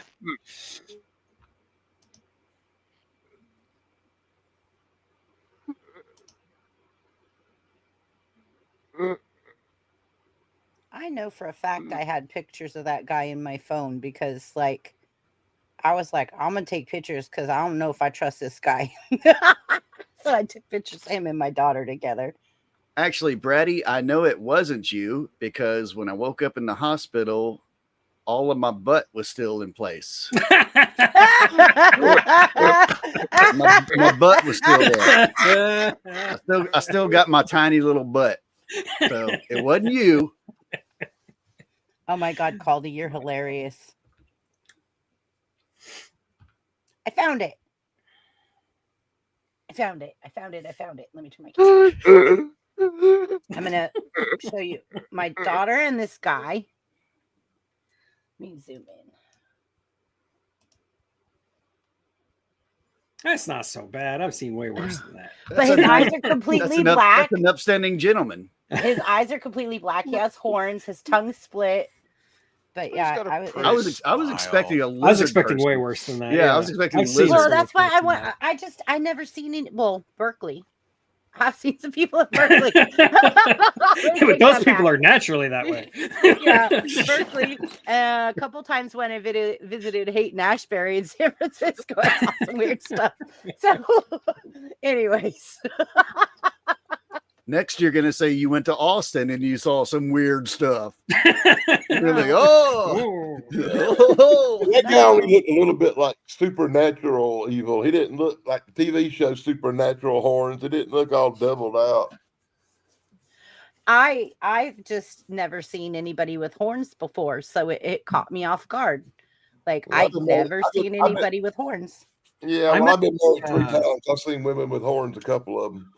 I met the Enigma. I don't know if you know who that is. It's not the band. It's like a guy, and he's got like these like puzzle pieces tattooed over his entire body, and he's got the horns, and he's got the like body mods all over him. I met. He was the nicest guy in the world, but very intimidating. Wasn't that guy in the X-Files? Yeah, he was in an episode of the X-Files. Yeah. You see what Brady said? Zach was so high. Yeah, he thought he Zach saw saw Jesus. that. Jesus. Damn it, Caldy. You're making everybody laugh, Caldy. Oh, boy. Oh, boy.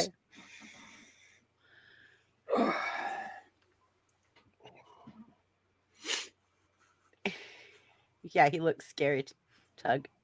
Yeah, in my That's experience, the Zach giving you scarier back the people look, buttons. like the nicer they are. Like it just Yeah. seems to be the way of things. Yeah, like once I started talking to the guy and everything, I was like, okay, I'm cool. But just my that first instinct as a single mom walking in to a place that I wouldn't normally take my kid, Yeah. but for her birthday, she wanted this bar, and I was like, and then we walk into this place, and I'm like, oh, what is this? Because I think at the time she was like 16. So I was like, what is going on here? But you know, you got to remember too, I was working 3 jobs going to school. I didn't see a lot other than, Right. like, just do my thing.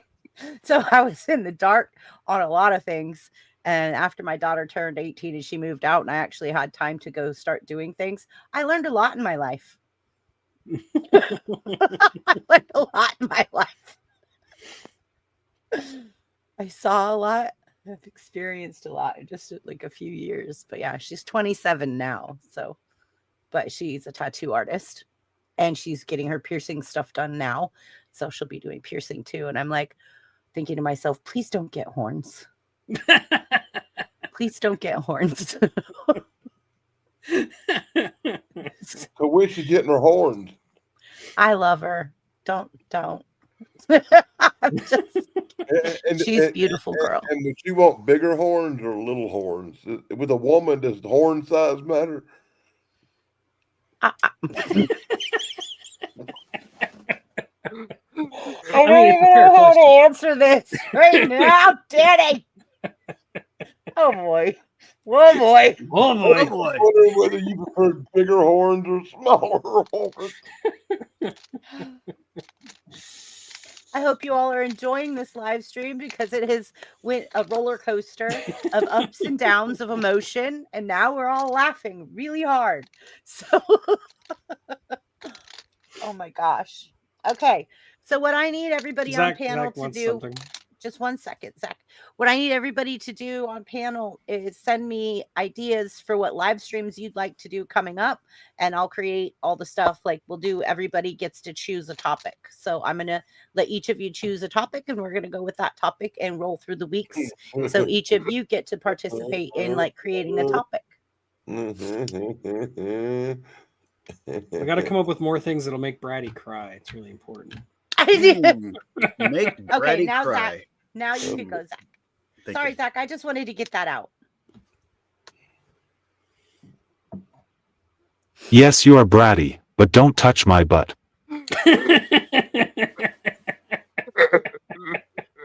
If any of you don't know what's going on, Bratty asked permission from some of her close friends if she was in a dire situation with them in a life or death place, if she could eat them. That's not the way to phrase it. The way to phrase it is Bratty is a cannibal. Watch your butt. Honor party. Watch your butt. If you're So we all talking, sent her pictures of our bums. if you're talking to Bratty and you're leaving, always back away and out the door. We love Bratty. We love Bratty so much. Where's Rome? Rome would be in this conversation so fast. Where's Rome?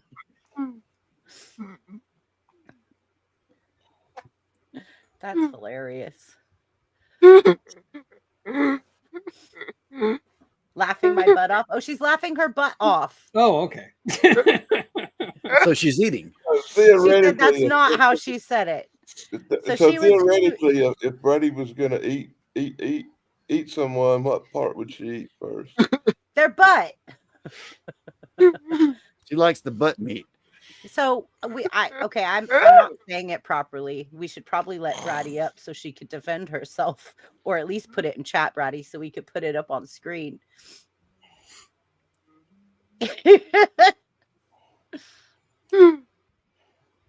Good night, K Munin. Thank you for coming. Thank you for spending the time here with us. We really appreciate you and love you. Good night, K Munin.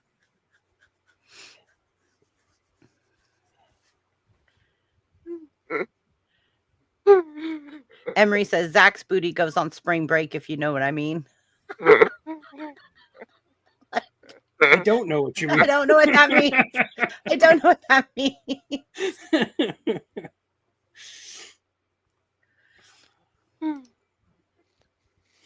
Hey, Zach. Hey, Zach, What, have you ever thought about getting you some horns?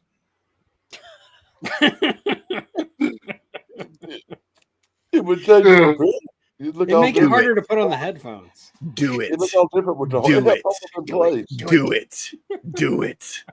You'd think the Okay. horns would help hold the headphones in place.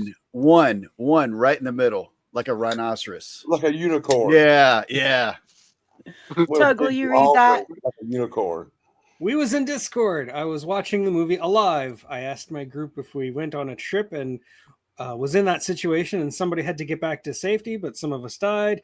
Who would have whose permission to eat them to survive to help the rest of the people?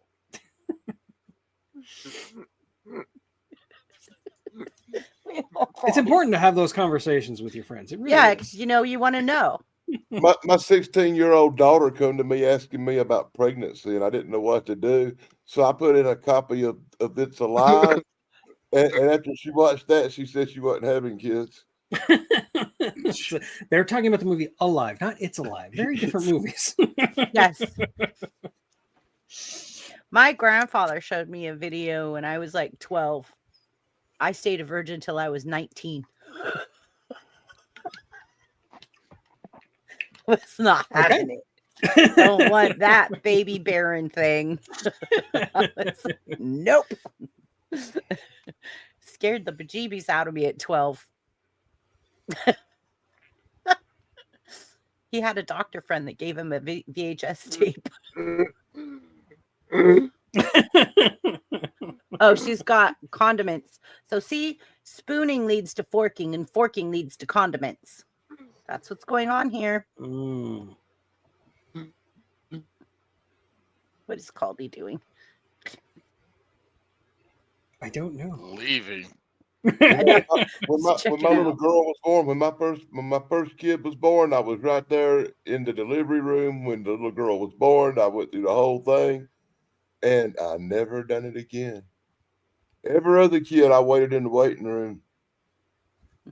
Wasn't no more in there for me, buddy. No, that was it. Wow. You were like done with that. I don't ever want to go through that again. Boy. That ain't gonna happen again. I was a weird kid. My mom raised me. Bratty, No one will travel with me now. I'm gonna freaking starve. I'll travel with you, Bratty. I'll travel with you.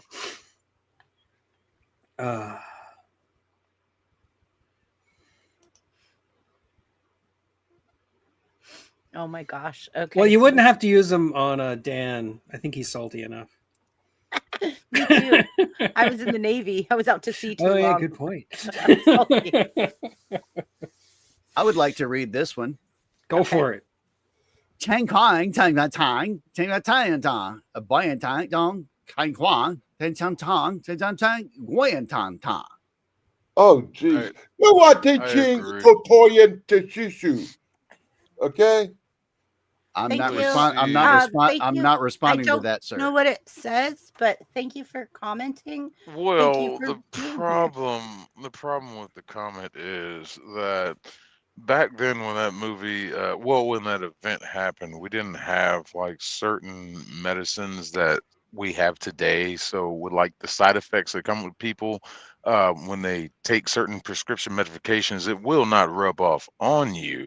At least that was the case back then. Who knows how it will happen now if you were to eat somebody with medications that people are taking today, if that would absorb into you since it's absorbed into them. I Night, believe Heather. that's what his question was. Good night, Heather. Okay. Well, Yeah. Good night, Heather. What qualities do you think make a great role model? Patience. Patience. Just a little patience. Just a little patience. Yeah. Yeah. I've been walking the streets at night. Just trying to get it right. You know, I when to see you around. Anyone No, that- I don't like getting stuck Stuck in in the the crowd. crowd, and I need They you. don't name, Wow, but baby, I the need name. you. Yeah, patience. That was awesome. What just happened? I loved it. I just blacked out for a minute. I It's have no idea what cute. just happened. It was adorable. I loved it. Kind of like the thumbnail the other day.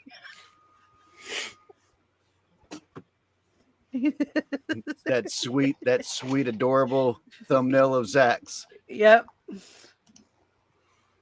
He's fighting over buttons. I know. I'm not touching buttons. I'm letting you guys have buttons. The only buttons I'm going to touch are the intro, the outro, and any little clips I need to bring up. I'm not touching any buttons. I'm like, you two have the buttons. So, Zach, what do you think what qualities do you think make a good role model? Okay. Wait, you're deliberately making him go first? No. Because Caldy already said patience. Oh, that's true. So, Oh, I was just making a joke. Yeah, I was just making a joke. you. I was just saying a word out loud. Oh no. I think. Oh I no, think, Zach. Oh no, Zach is typing. Oh I think gosh. love and kindness. Oh no, Zach. He's like, Don't you you do hit it, me with Zach. a question I wasn't ready for. Bite me. Zach, I got it ready. I got it ready.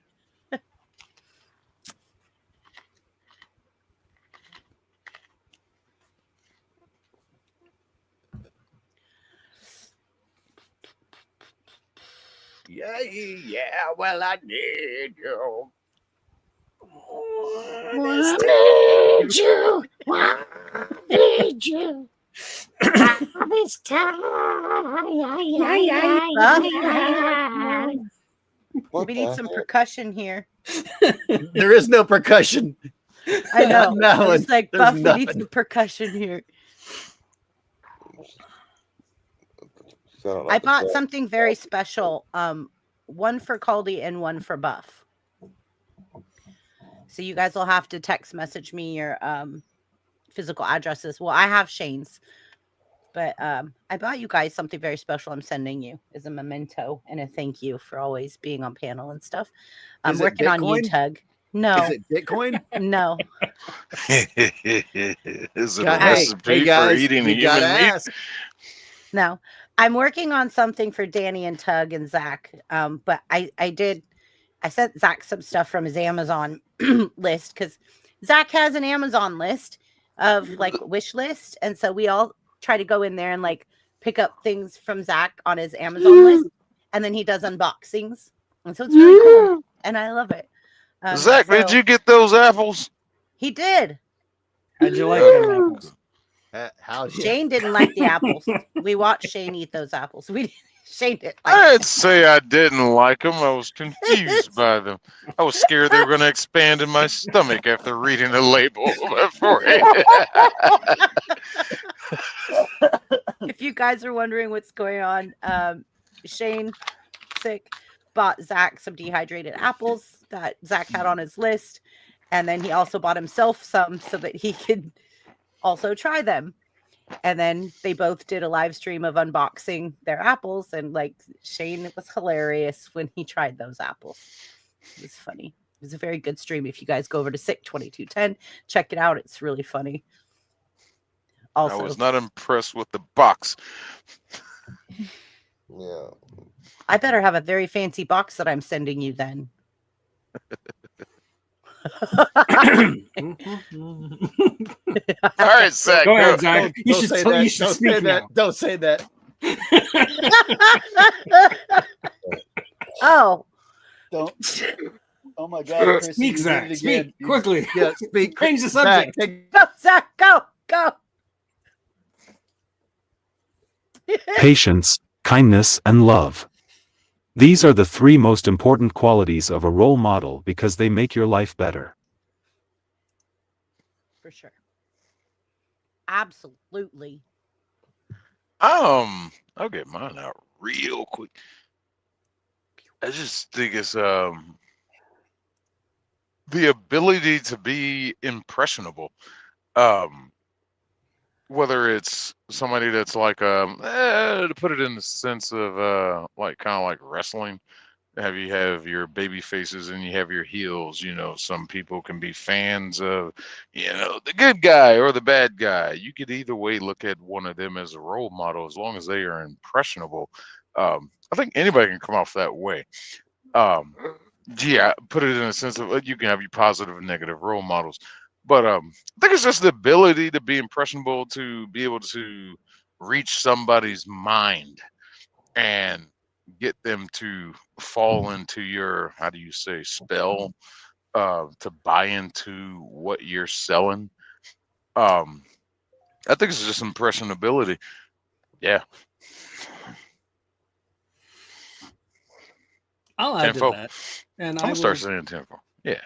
I'll just add like humility, which kind of goes hand in hand with that.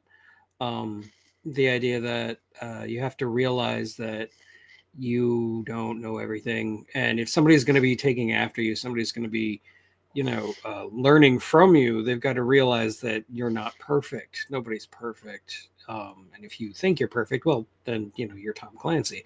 But no, humility for sure. Humility. And I'll add on to that. I would say honesty, like hard honesty in your face. Like, Yeah. Like Dan. yes, yeah. Yes. Dan, tell me if I have too many cakes, please. Because there were I used to do studio work, and there were too many grandmas that told too many grandchildren that they could sing that they couldn't. They couldn't. I took their money, and it was good money, but you got to have honesty. You've got to have honesty like that. See, for me, like, if I knew someone really couldn't sing, I would just like, sweetheart, I love that you love doing that, but keep it to the shower. Let's like find you something real in life. That's to do. that's honesty. That's Yeah. honesty. That's Yeah. honesty. That's honesty. No, and that goes a long way. Like, Yeah. It does. Anybody who's in any creative field, you should know that like honesty is more important than people just treating you well. Slapping your butt. There you Slapping go. your There butt. are words I wanted to Slapping say your there butt. that I have to Yeah, walk around. Yeah. like Then slapping your butt, patting like, you yeah, on the butt. exactly. Patting you on the Yeah. back. There you go. As you That's pass exactly by what and I go, was thinking. good job. Like, Yeah. I'm so glad they're doing away with the participation awards. I'm sorry to say that, but I do Why? really feel that like not everybody should be given like a ribbon or something for being, part of the team. But I think that the normal, how do I put this without offending so many people? I think that it's just some people are really good at athletics, some people are really good at certain things, and some people aren't. And I don't feel it's honest to give out participation awards to people. You win an award for Yeah. excelling at something Yes. over other people, and you should Thank be you, Colby. applauded for that. Other people are better at other things. Like, And that's fine. You find your niche. Find your niche. I cannot work on a car. I cannot shoot a gun straight, but my God, I have other things that I'm You have great at. abilities, music abilities and stuff. Exactly. I have an actual participation award. But it's back from when it actually meant what it meant. This is when I played Little League Baseball. This is back in the early 90s. But it was a big tournament. But they gave Everybody a team participation this award, small trophy, but there was still first, second, third, and they got the big trophies. But they they gave every team, this is for And that's being cool able because to you were make part it of the eligible team. for Yeah, this you were part of the tournament team. itself. No, not being part of the team. It's the team qualifying for the tournament. Right. And that's what it was. Thank you. Whether you guys won or lost, whatever, here's your trophy for being part of this tournament. But there was still first, second, third that got the big trophies. And not what it is today, to where there are no winners, there are no losers. No. We were losers. Man, y'all, nah, you should Well, be happy. we got second place, but we did get this other secondary trophy that was like, this, Danny. participation in Danny's this getting frustrated. tournament. It was like, all right, cool. Nowadays, it's not what that is anymore. It's not what it is. Just everybody gets the same trophy and nothing else. No. Get out of here with that crap. No. Winners, second loser, or first loser, and then second loser, as it should be. But yeah, I just Careful. think that people do excel and they deserve to get awards for being in what they're doing that they're excelling at. When I went to school, I played football and we won a championship, and they give the team a great big giant trophy. But the team didn't get to keep the trophy. The trophy went in a big glass case at the school, and the only thing else people on the team got was a pizza. Yeah. Back well, then, yeah. nobody got Pizzas no taste better than awards, ribbons. no pieces of paper, no certificates, or no participation, nothing. If you want to brag about it, you take people over to the school and show them the trophy and the case, picture of the Yeah. team. But that was about it. You didn't get nothing fancy back in the day when I went to school. You might get your picture in the paper. Oh my God. Oh my God, Mooseman. That is hilarious. I love that man so much. Oh my That is- God, Moose Man, I love it. That I love it. Mooseman is one of the most honest people I know. I thought it was really sweet earlier when Moose Man said he would adopt me. He said I would have adopted you. I was like, oh, thank you, Moose Man. That's really sweet. My advice to everybody is to always do the right thing and be your own role model. Be the person that you would be proud of. Yeah. My grandpa used to tell me a lot. If you don't love you, nobody else can. And just because sometimes doing the right thing ain't doing the popular thing. It rarely is, in fact. Yeah. And there's going to be controversy along the way anytime that you're just being you, because not everybody's the same. And here's one of the things that I make it a point of is I value everyone as an individual. You're allowed to have your opinions. You're allowed to be you. You're allowed to express yourself in your own ways. However, if I don't agree with you, please do not chop my head off or try to come at me in a sideways manner. Let's just agree to disagree. I always said I try to be a real good guy and I try to do the right thing. But I'm a good guy like Peacekeeper or Deadpool. Just understand it. Just because I'm a good guy don't mean I won't bust a cap on somebody. Exactly.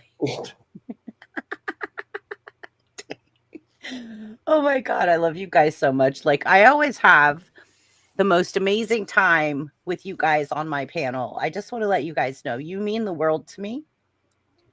And I'm telling you guys because I want to say this before the end of this live stream.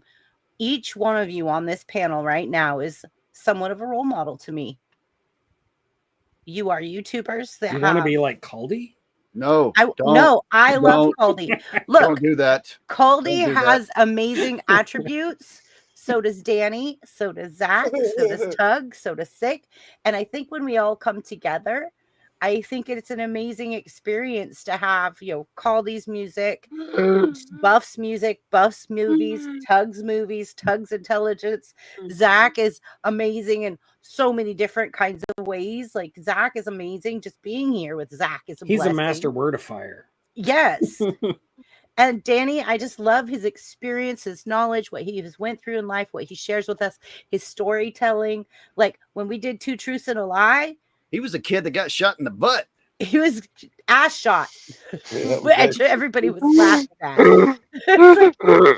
I have to say, like, and I still can't make the joke that I want to make. I still can't make the joke that I want to make. All of you guys are role models to me. I can. Little Brady is gonna be like Marty McFly in Back to the Future 3 when he gets to the farm with the Irish McFlies and he's eating the food with them. When she's eating Danny's butt, she's gonna be spitting BBs out of her mouth into the plate. If anybody gets that movie reference, Hey, I the mean, doctor I do. cut that out. The doctor Could have cut just that said out. she'd get lead poisoning. I think it'd be a lot easier. I don't know how many Christmas gooses we had that had BB buckshot in it, and you'd always have to spit them out on your plate. Like, I remember that growing up. In Back to the Future, though, it was like a little tiny rabbit. So like he went after this rabbit with a shotgun and then cooked it and ate like it. bird shot. No, this was like a giant Christmas goose, like almost the size of a turkey. You see right there, if he was a Good, good Zach. shot, it was a good You shot. got buttons, Zach. You got buttons, You Zach. can do it. Make yourself big. Make yourself big. Ash, Ash, Ash shot. It's better than being face shot.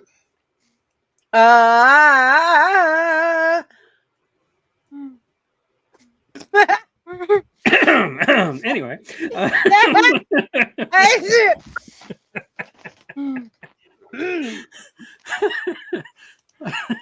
I'll be right back. Oh, y'all got dirty minds. I did not say nothing bad.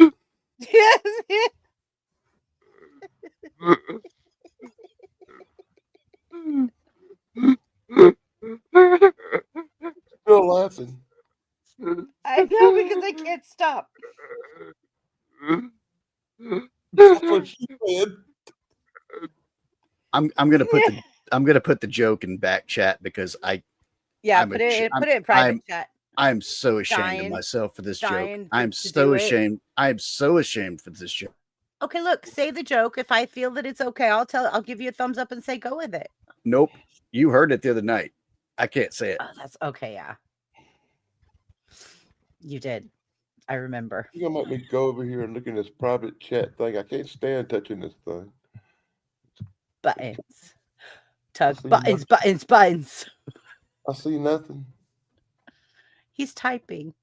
Oh, So is Zach. Zach's got something to say here pretty soon.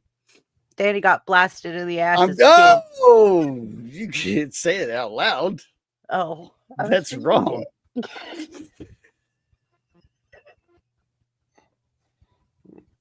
I didn't realize I was. oh, that was the worst You're like- thing that ever happened. I didn't realize I was reading it out loud.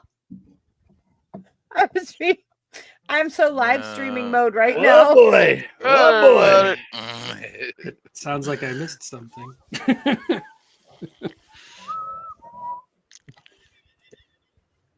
Good God. I'm going to hell. I'm going to hell for that one. I'll see you there. Yep. Yeah. Oh, you're definitely got to be there with me, buddy. You're definitely got to be there. I'm coming along. Don't leave me. Braddy will eat me. I'll They bring have the good beer. music there. So. Hey, Kobe. Hey, Kobe. Yes, sir. At least when it happened to me, it was with a bullet. Oh, and Oh. see, there's the slap back. There's the slap back. Danny saying, Caldy, you had too much cake. Woo! I'm sorry. Well- My mind is just warped. It's All all of warped. us. I think all of us. Okay, Once go your ahead, brain starts going in that direction, it's really hard Shane's to turn got it a around. prop. He's doing something with the you- prop. I don't want to know what he's doing with that pen. Between the two, if you consider the shape, are they not similar? Between Between the shape of pen what? and what? He said at least his was a bullet, and the joke. Are they not similar in shape? Cylindrical, kind of coned at the top. You know what? Let me stop right there. oh, now I see. You Yeah. explained the joke. This is why I should not have. Buzz, said you're that. so lucky I love you. This is why I You're should so not have lucky said I this love joke. you right This, now. we're gonna have to explain it. Come on, for you. folks. I love I you. gotta Shane. use a pen because I don't want to use an actual. Anyway, And you An would have actual it. what? what's And the where would next you- question? Where would you be keeping that? Go ahead, Zach. Back here. Hold on. Everybody- In my back pocket. Ooh. Go, Zach. Go. In your prison wallet. Actual over there. You don't want to use the actual because it's over there. Zach, hurry! Hurry, Zach. Jesus. Well, Aldi, I'm back. Wait a minute. Who was that? Who was that? Next, Well, Zach. Next. hello, madam. Well, hello. How are you doing, Miss Scottish lady? How are you doing tonight? Rah rah rah. You sounded nice. You sounded real nice. I think the term you was looking for was a ghoul. What's up? How you doing? Come on, Tug. Yeah. I gotta drive know to what's the going mountains tomorrow. Oh, Okay, so stop it. for anybody out there that doesn't know what's going on, Caldy has a thing for a Scottish accent. Zach just changed his voice. Okay. You talking about like groundskeeper Willie from The Simpsons? No.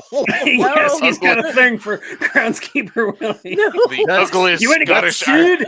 That is exactly where my fetish started. Groundskeeper Willie. And immediately I was like, wow, if I can just find a woman that talks like Groundskeeper Willie, I'll be a happy man. Oh, okay, I'm And, just gonna throw something out there. Giggity, giggity. Oh, go watch the animated movie Brave. You'll probably be satisfied. I don't know. Are you talking about my favorite movie of all time, Buff? Yes. I'm just Yes. Here comes But- Zach with some more Caldy. But that woman from that movie, oh boy, oh boy, oh boy, oh boy. And Caldy, I got a problem with you too about that. I'll find myself when I'm outside, like hooking up my trailer and doing like preaches. I might see Oh, boy. something or there's Caldy Okay. again. It's just Right? I'm at work and I'm like, oh boy. And I'm walking off and people are like, what? And I'm like, it's a Caldy thing. You'd have to know Caldy to know what I'm doing. have a Go ahead, Zach. catchphrase.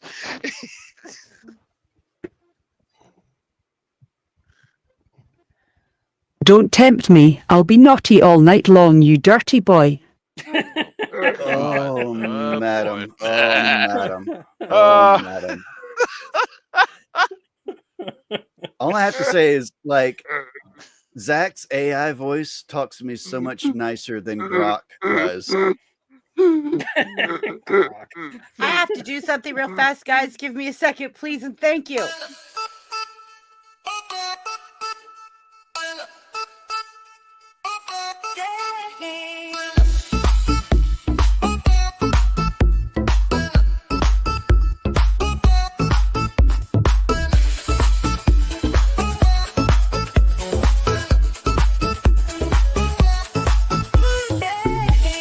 Twist and turn, solve the clues.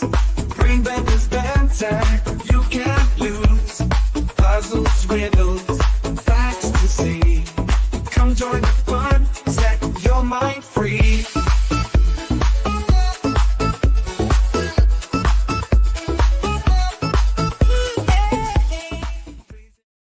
It was good of you to give Caldy like 30 seconds after that. I think I just had to do it. I had to do Yeah. it. Like he needed some time.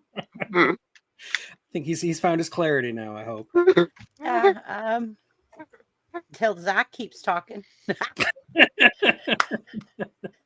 Zach does some really cute voices. I love them. I love when he changes out his voices. They're awesome. We gonna get ourselves in trouble with Caldy? I don't think so. Yeah, Zach, you should try to do like a Bobcat Goldthwait voice. Emery says we're gonna make Sick fall off his chair. Well, at least his walls are padded. So Yeah, exactly. He looks like he's in a good sturdy place. His truck is awesome. We Truck were is talking about amazing. that in the backstage before the show. Yeah, at least the walls are padded. Oh, you guys are waiting on me because I had to feed my family, my parents. Yeah, sorry guys. I apologize. I try really hard to get ready early. Yeah, we believe. I don't think you. anybody expects you to be ready early anymore. Yeah. It's just I my don't know why you mom. not go ahead and make the start time 10 o'clock because you know it's going to be close to that anyway. 10 o'clock your time. Yeah, My his time. time. Well, maybe your time the way Well, it goes, but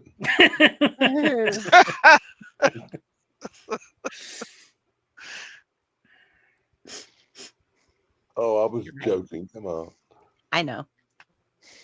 I didn't take offense, Danny. It's truth is truth. And like we're talking about tonight, role models. Like I think you guys are correct. Honesty, patience, love, kindness, guidance. Someone that Maybe like actually 7 shares. o'clock your time. Yeah, I think Oh, 7 o'clock my time. I can't believe I forgot to mention that too. Go ahead. With the first question about I was talking about my uncle, him, two more of my uncles, and two older cousins around their age in the role model sense, they were all truck drivers. And For driving, man. so that was a There you big go. influence that I got from them too. I want to carry on the family tradition. And Yeah. funny enough, through that, some of my, I'm the youngest of the first cousins. My their kids, at least three of them, the boys anyway. Oh, and one of the girls, they got into truck driving because I got into it. So they look up to me as a role model. And they'll call me all the time asking questions like, "Hey, am I doing this right? What should I do? Can you help me with what do I need to do for the test? This and that, and da, da, da, da." And I love it. Like I've become mentor, and I was like, "Yay!" Well, I've seen you do that with your niece too. Like I've seen her on your channel and stuff where you're trying to be there for her and mentor her and be a role model for her. Um, and you have her safely on your channel on YouTube. And I think that's amazing. Like that's a really cool thing there, Buff. Yeah, I told her she only comes on if she wants to, and I make sure Right. I try to make sure she's protected. But yeah, she looks up to me because I'm one of the last she's got. Right. But look at how you've taken her under your wing. I see it. I see it when she's on your live stream. You've taken her under your wing and you just mentor her. And I love it. I see that you are like one of her role models. I see that. Yeah, she's my amazing little person. Yeah, I exactly. need to call her tomorrow. As I think about it. Yeah. But I just want to say that I notice. Uh-oh. Oh, and I gotta show this cool thing right quick. As I was playing with it earlier, I didn't exactly show you. I just Oh thought yeah, it was yeah, cool. you did the whole thing. The He scared me. two-sided I didn't thing. know what he Yeah. was going to come out with for a minute, though.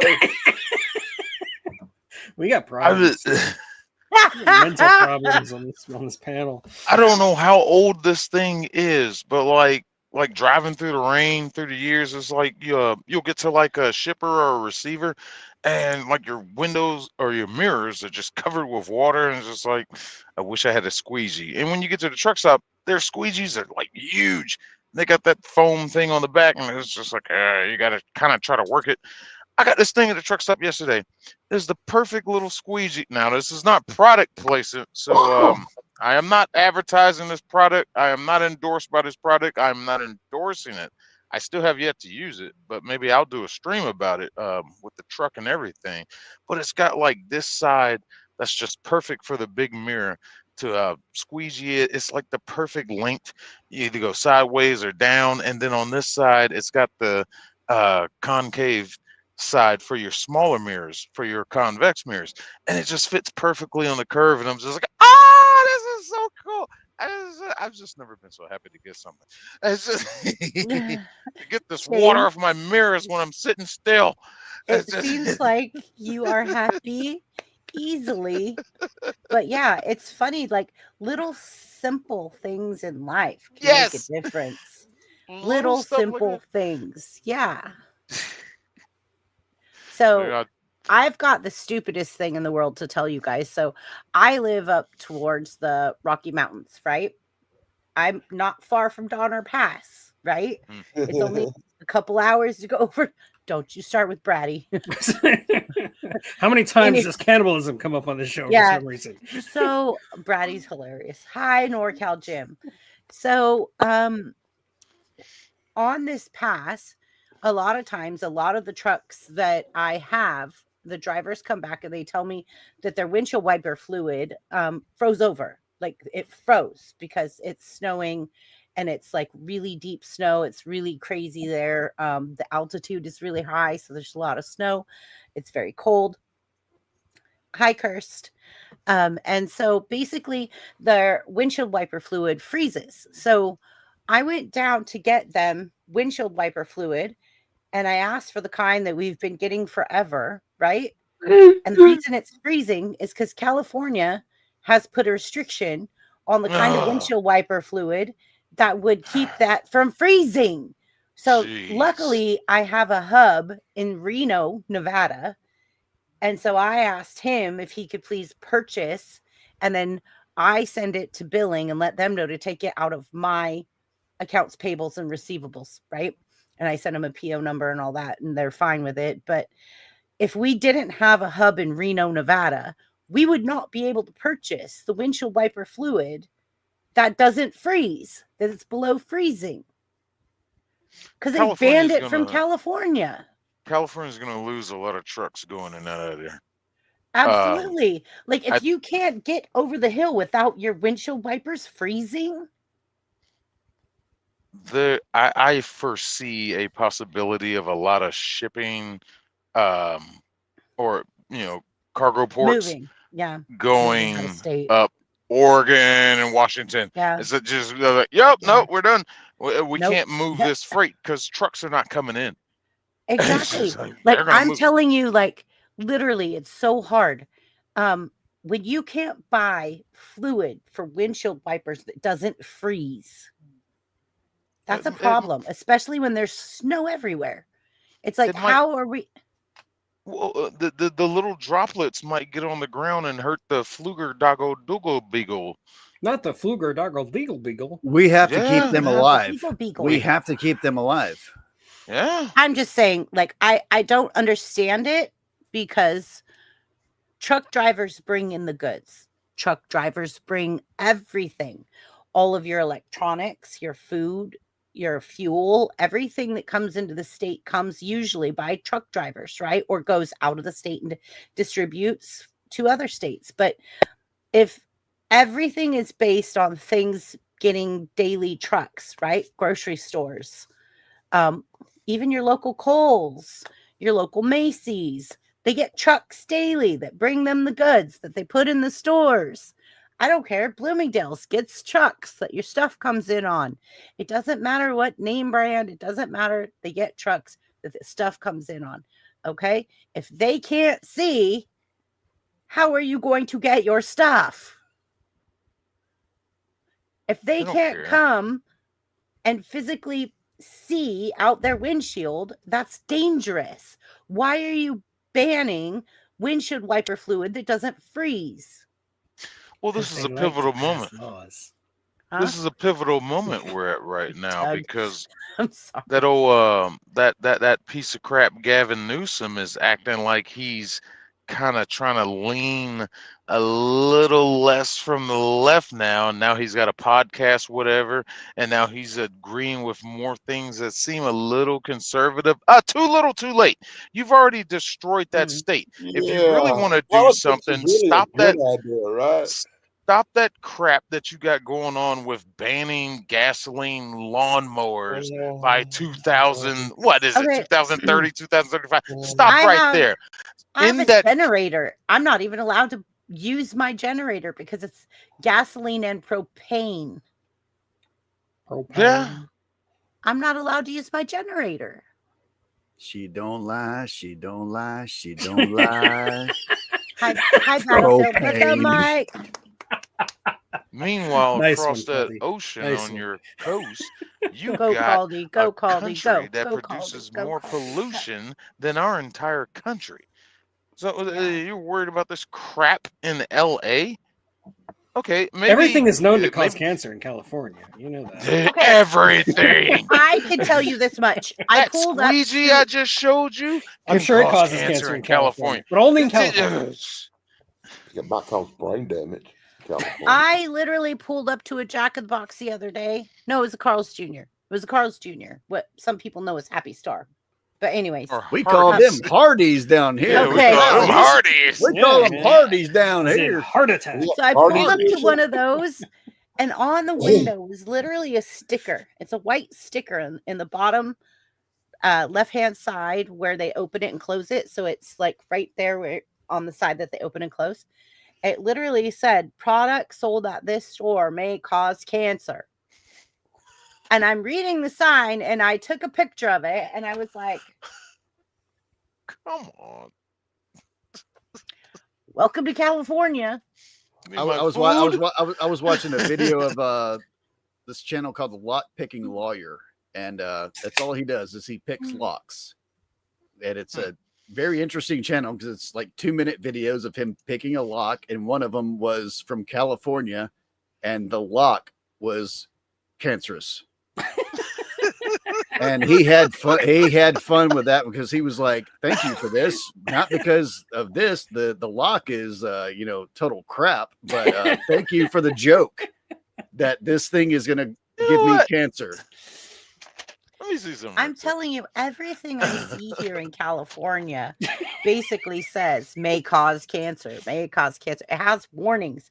You'll buy something and it will have a sticker on it. It may cause cancer, may cause, and you're Ow! just like, Shouldn't have got that in California, man. I got my new antenna the other day from a CB. My extension antenna. This guy comes with the mount, cable, everything. That's cancer. External. It says it right here. This product can expose you to chemicals, including DEH, Which is known by the whatever, state of California to which cause is known as state of colors to cause cancer. I was like, it's on the outside of the truck. I think So I'll it's be dangerous to fine. wild. So you're Is saying it- it's dangerous to wildlife, right? California is me the same check state the that mount. decided that bees were fish. You know, like yeah. My parents. Oh got my God, I forgot solar. about that. My Oh, parents this got is the solar, mount. and the solar panels come with a little sticker at the bottom and says may cause cancer. And I'm like, Okay, this is the mount for this CB antenna that goes on the outside on the mirror. Battlefield, I hope you're okay. It's going to expose you to chemicals including chromium, which is known to the state of California to cause cancer. Chromium is an- Jesus Christ. Let me. Jeez. chromium is an element. What else I got in here? I think the only way chromium is going to cause it is if you chew on it. Which I hope that most people aren't chewing on that.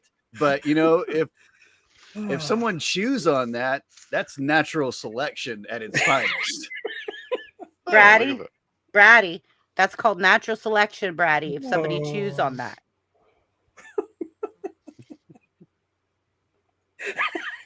Okay. Anyway.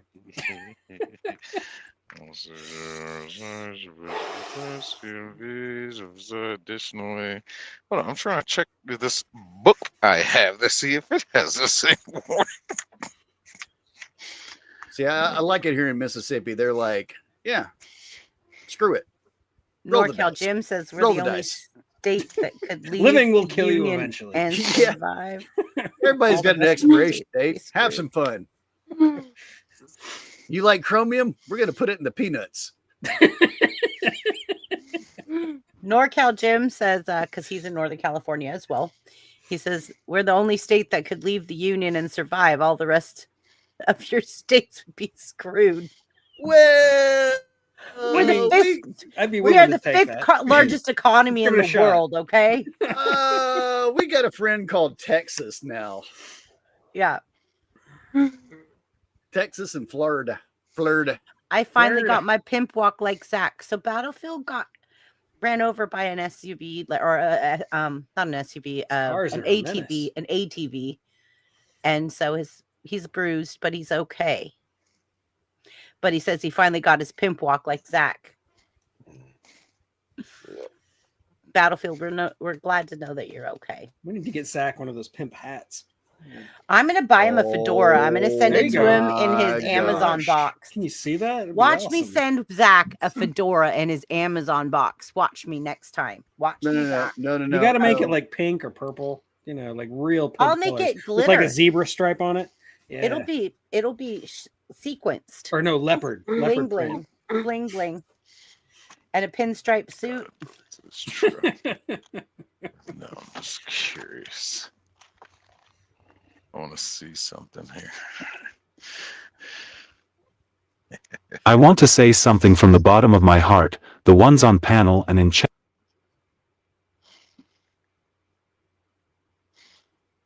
Yeah, your Apple messed up again, buddy. Stop it. Dang, Leave Apple. Apple alone. Leave Apple alone. No, Being in my Apple's been life. crappy. You guys changed my life forever, and the fact that you see me as a man, that means so much to me. You are a man. Well, What else would we Zach, be seeing you as? Yeah, exactly. Like, And I'm we're- confused.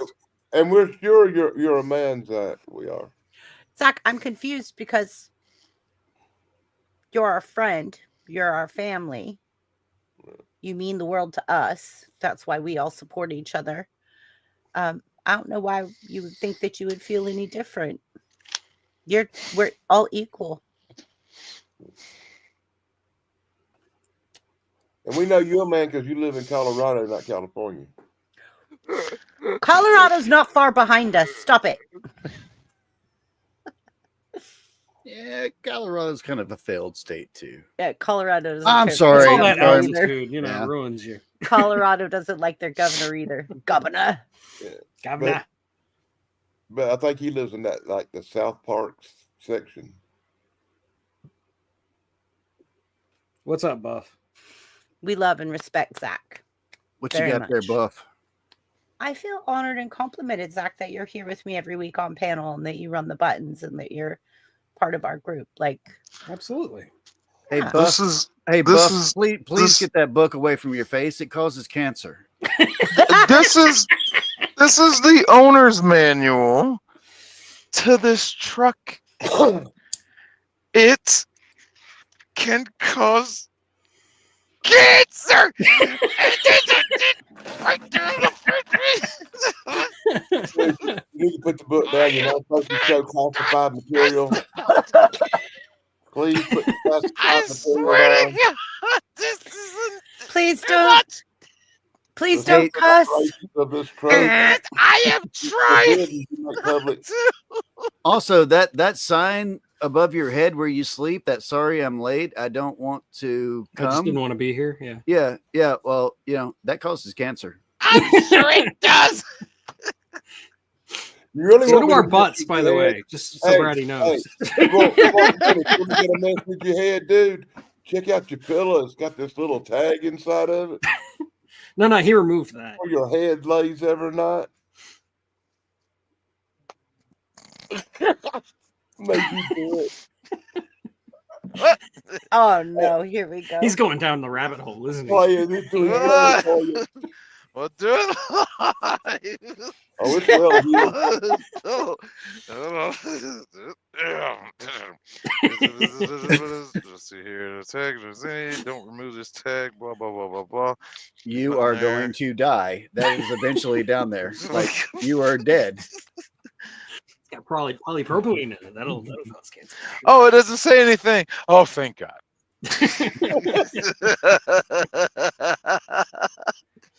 Where was it made? Probably. China. Yeah. China. Where was it made? Does it say? They don't put them on them. Well, if labels. it's made in China, The cover was made in Pakistan. Oh, you probably said. Oh boy. they're purposely putting it in the materials. And You it got was one that- filled. You got one of them terrorist pillows. It was filled and finished It in probably had poppies in USA. Hey, it's part of Yeah, it, lucky on USA. that. USA. USA.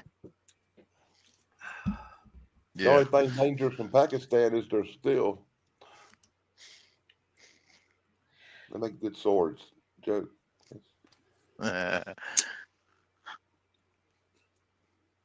NorCal Jim's not amused. He says, funny Yeah. caring about people's health. Colorado is becoming California 2.0.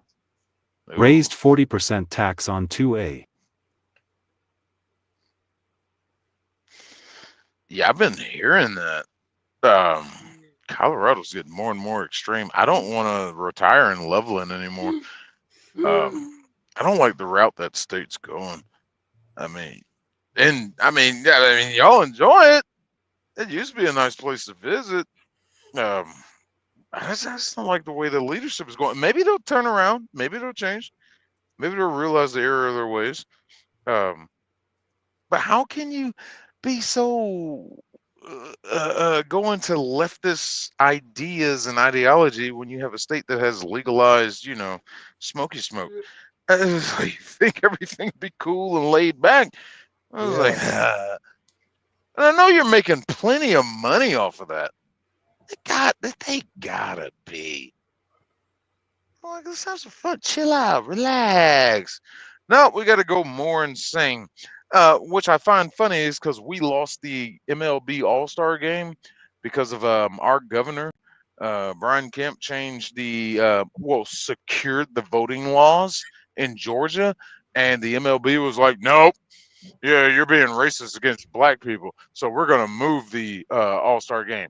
And what they did was they hurt 51% of black businesses in Atlanta by moving the game because that was a big revenue generator.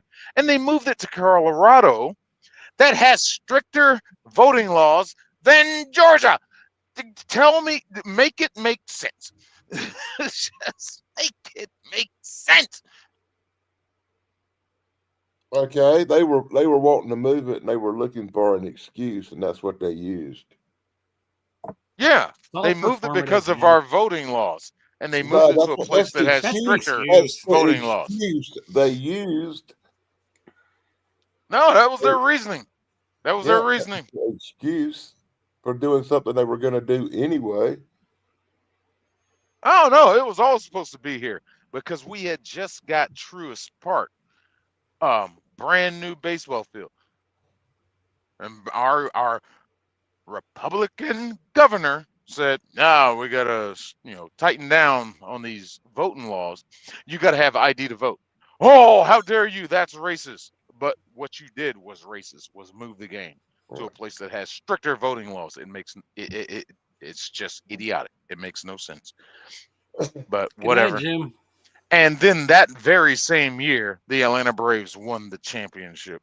We won the World Series, and that Bob Selig piece of crap had to hand the trophy over to the Braves. The just embarrassing, trying to keep faith look on his face as he handed the trophy over to the city where he moved the All-Star game from. It was just worth every penny. Like, yeah, how about that? How about a big? That's the greatest FU we ever could have given them. Yay. God, it was beautiful. But anyway, That's exactly what I was thinking, Buff. Thank you for saying it. Yeah, exactly. All our You opinions said it out. perfectly. One I'm a voice of the people. We the people. But yeah, they ain't do nothing but hurt black businesses here in Atlanta. That's all they did. I was like, oh, good job, bravo, bravo. You're standing up for black people, but you're hurting them at the same time. Yeah, bravo, bravo. Good. I'm ready to wrap up. Are you guys ready to wrap up? You the boss. Yeah, I think we've had enough. No, I'm politics not a to boss. wrap up. I'm a leader. I never boss anybody. I don't. Your like house. bossing. My Yes. house. Yes, my house. Thank you, Shane. Thank you, And it's a birthday very, twinsy. very, very fine I want to house. let you guys know, April, Shane and I are doing a birthday event for our birthdays. We're doing a 420 live stream. We're going to be going over all of the crazy and fun and exciting and weird things that have happened near or around April 20th, which is our birthday.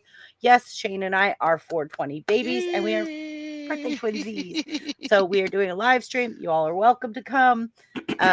We're going to have a lot of fun on that live stream because I've been putting in a lot. I've been doing a lot of research. So I've got a lot to send to Buff, and then him and I have to put some stuff together. So yeah, but it's going to be amazing. We're here every Saturday. You guys come see us. Caldy, he goes live usually all the time, like Monday. It's random. Like it's totally random. random. Yeah. Buff. I rarely tell people when I'm going live. It just happens. I know Zach usually goes live on Mondays. Wednesday. You guys go ahead and blast out your channels. Go ahead. Everybody take your turn. Zach? Yeah, I'm random like him. I'll try to give a heads up about an hour out, but it's just random with you this new usually give schedule. about an hour. And so if you ring the bell, you guys will be able to see when Shane's gonna go live. Buff. Tug, do you have a show tomorrow? I do. Every Sunday, 1 o'clock Eastern. That's make yourself full screen while you're telling us. Oh yes, I can do that now. Button master. I have the buttons. Yeah, and tomorrow I'll be there with Danny. We're going to talk about actors and actresses again. And then that's pretty much the only time I go live is on Sundays, and I do it every week. But you do post as well. I do also post videos, and I usually also post those videos on Sunday, usually right after the live stream. And tomorrow I've got a video on Superman 3 coming out. So yeah, because I watch your like uploaded ones. Yeah, and I watch your lives too. But I love the information that you give because you usually do a really, really good job. Yeah, 90% of the work that I do is research. Like the actual making of the video is just 10%. And the making of the video is complicated if you guys know what Tug does. So it takes. I went to very film school. Time consuming.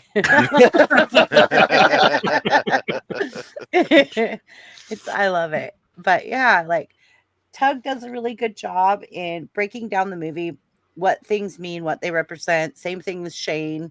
Shane does the same thing. Danny, I've heard Danny do the same thing.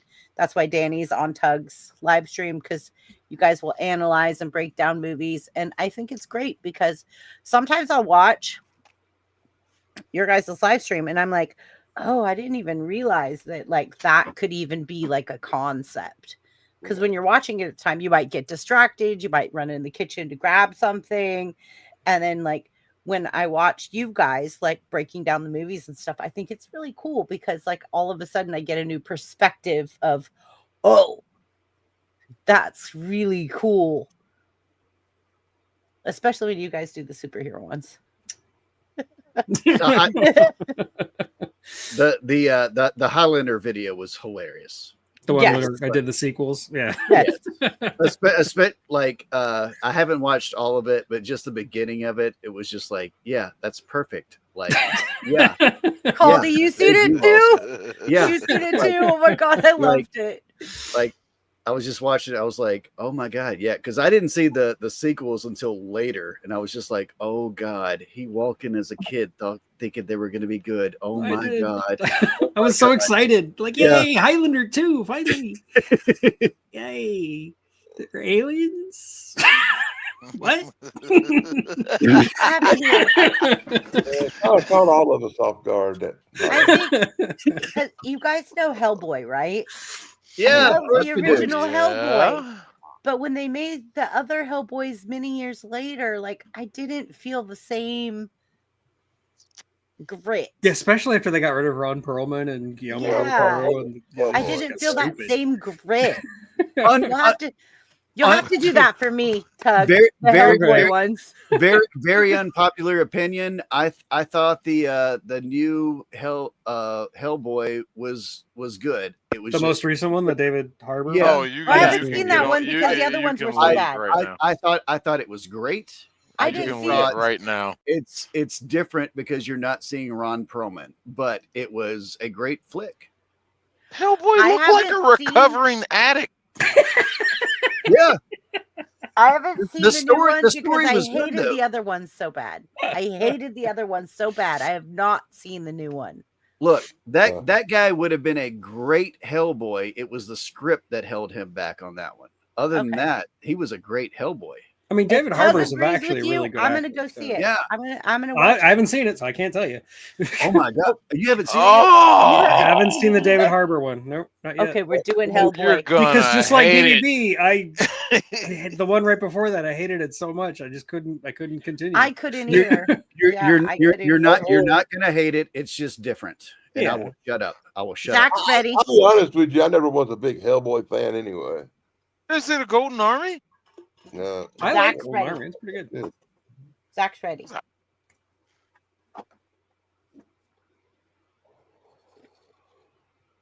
I go live Mondays, Wednesdays, and depends on when I get packages from subscribers. Oh, okay. I didn't know Cool. you did Mondays.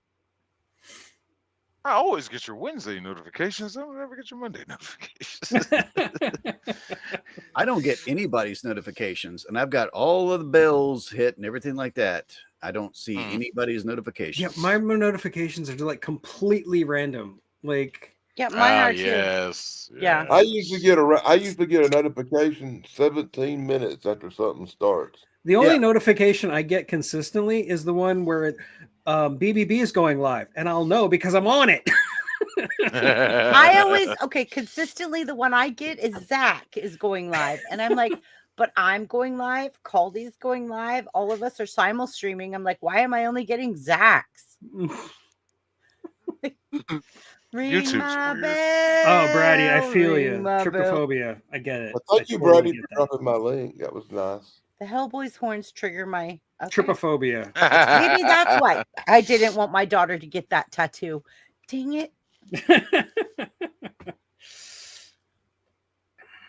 But okay, I'm not gonna get into all that. Yeah, I'm not going to talk about the Hellboy's live action horns. Disney movies. Thank you. Yeah, we'll do that another day. But yeah, Tug, let's do a Hellboy. I'll come up on your panel. You do Hellboy. Like, Okay. 'cause I will. Give me a couple weeks. We can talk about because next week I'm actually planning on takes a talking lot of research. about Yeah. Superman 3 with Chance because he's the Superman guy. So. Absolutely. Oh, can somebody explain to me something really fast? Maybe not really fast. What is Red Hulk? There's no real fast answer to that question. There is no, yeah. All of a sudden, one of the Red guys showed Hulk up at my is work. Harrison Ford. What they did with Captain Black Falcon was an abomination to the name of Red Hulk. Just ignore what they did in the latest movie. All Just I know is ignore a it. friend of mine showed up to work. Not a friend of mine, a coworker, right? And they had this cup from the movie theater that has like a Red Hulk on it. And I said, did you put that in the dishwasher or did you put it under like a UV light? And she goes, no. And I go, why is it red? And she goes, haven't you heard of the Red Hulk? I'm like, no, he's always been green in my world. In the comics, Red Hulk goes way back. He's yeah. One part is He's always been green in my world. Well, he's there's actually always been gray. the fun part about Red Hulk is it's Han Solo. Harrison Ford is Red Hulk. There's a planet of Hulks. The problem with the Red Hulk that they've introduced now to people is that they only put that in the trailers to sell it because they knew they could not sell that movie alone with Falcon as being Captain America because nobody wants it, and it's Disney's fate is really dim. They're gonna do the next movie. I think it's Secret Wars or something. It's probably going to be his last time as being Captain America, but nobody's accepting him. But they had to sell that movie some kind of way with Sam Wilson being Captain America. So like, let's throw a Red Hulk in there. Good night, Nicole. Here we go. All right, guys, I'm ready to end this. If you guys want to keep going, you can come see us on our other live streams, and you can always catch us here on Saturdays. Be sure to catch Men Thrash Pondo Ponds tomorrow night at 7 Eastern talking about Gene Hackman and paying a little tribute to him. I heard that was some stuff that came out really weird, like recently. Yeah. We'll probably talk about all that tomorrow. Okay. Yeah, because I want to hear the story about that. At 1 Eastern, so I'm looking forward to that. And everybody wants to tune in to see when I'm on Tug's show because I'm going to trip Tug out. You're going to trip Tug out. Oh, boy. Oh, boy. Call these catchphrase. Oh, boy. Well, I will go as far as to say I'll probably have at least one little surprise. Okay. I'm planning on doing the AI song again tomorrow night. Okay, you better send me a link. I've missed the last 2 Sundays that I planned on doing it, but I plan on doing it tomorrow night. So If you do but- it, can I be there, please? well, yeah, I'm gonna need lots of people there. I'm gonna need everybody there that shows up. So what happens with the AI songs? It's not going to be funny if I just sit there and So yeah, let write me a explain to you song. guys. So Caldy takes what's going on in chat. He selects things going on in chat. He selects things that panel people say.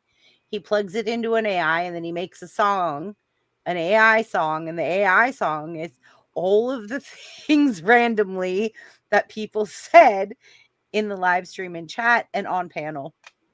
And it's hilarious. And sometimes we laugh really, really hard, right, Caldy? Very hard. They can be hit, and they can be a miss. But what time? I get off work at 8:30, so about 10 Central is when I'm going to go live tomorrow night. Moose Man made me a more. If it's earlier, I'll text you. Okay. I got your number. I'll just send you a text if I'm going to be earlier. Me a more is hilarious. And they give you something to keep you watch him to stay awake. Corey comes I'm not your biological father. Oh yeah, and it is not family friendly at all. It is No, of course not. not. Last time I was on your channel, I had a Oh my blast. god! Oh my god! The Trevor Moore stuff. The Trevor Moore stuff was so I great. love that when I say, "Hey, have you guys heard Trevor Moore?" Oh, you haven't? Well, sit We back. got an education. I'm playing 2 albums worth of music for you. Zach, I hope you're going to be there tomorrow. I'm heading over to a friend's house tonight. So I can like dip out and kind of get some rest and like some R&R and work on some of my content for this upcoming week. Because here, my mom is not saying needy, but she's very needy, and I don't get time to do the things I need to do. Yeah, you need to breathe. Yeah. Yeah. So I'm going to take my time to go breathe. So tonight, when I finish this live stream, I'm going to head to a friend's house that I have a room that I can stay in, and I can just get in my headspace and do my thing. And so Caldy, if you go live tomorrow, I'll be there. Just let me know. Yeah. I'll try to be on camera as long as they're okay with it. You know what I mean? Because I'm not going to be in my own home. Yeah, I'll be I've been on camera with Zach. Zach and I've been backstage at my friend's house, right, Zach, on Sundays when I take off. Yeah. So they might be okay with it. Yeah, it's not going to matter for that if you're on camera or not at all. Okay. But I'll be there for sure. Whether I have my camera on or not, I will be there. Cheers, Caldy. Cheers, everyone. Cheers, madam. I love everybody. Yay, we almost went 3 hours, guys. Do you all feel good about tonight? Yeah, it was great. I thought tonight was It pretty started good. all serious and then it completely devolved into hysterics. It was great. I know, like we went like everybody was crying. Everybody was That's crying. exactly what we needed to do, right? Zach, absolutely. Zach, just so you know, you're not going first no more ever. Every week we say that, and yet every week he goes first. Zach, when we get backstage, you can do it. When we get backstage, you can do it, Zach. Next Saturday, don't even start waving that. Don't do it, Zach. Wait till we get backstage. I'm gonna be first. No, you're not. No. Don't do it. I Wait want till we the get salute. backstage. I'm going to take a couple days and I'll write out my answers to all your questions, and then I'll put them in a text to speech, and I'll fight with Zach. There you go. So what I want to know from you guys, please send me all of your thoughts about what you think good topics would be. And then we're going to go through everybody's topics. I want to include all of you in this. All of you are included. We're all a community. We're a family. So please send me your ideas of topics that you would like to talk about. And Tug, again, thank you tonight for the role models topic. It was awesome. I thought it was amazing. It turned out really well. Crazy dudes, they say crazy things. Yeah, Moose Man, you're hilarious. Like pause. I'm not your biological father. Exactly. If you guys don't know what that means, go check out Moose Man and call me. Pause. It was an amazing night. You guys need to be on Caldy when he's live. It's a lot of fun. We have a blast. It's a lot of fun. So I'm going to go ahead and say goodnight. I'm going to play the outro. I'll see you all backstage. Happy trails. Guten All Tag. right. Hi. Goodbye there.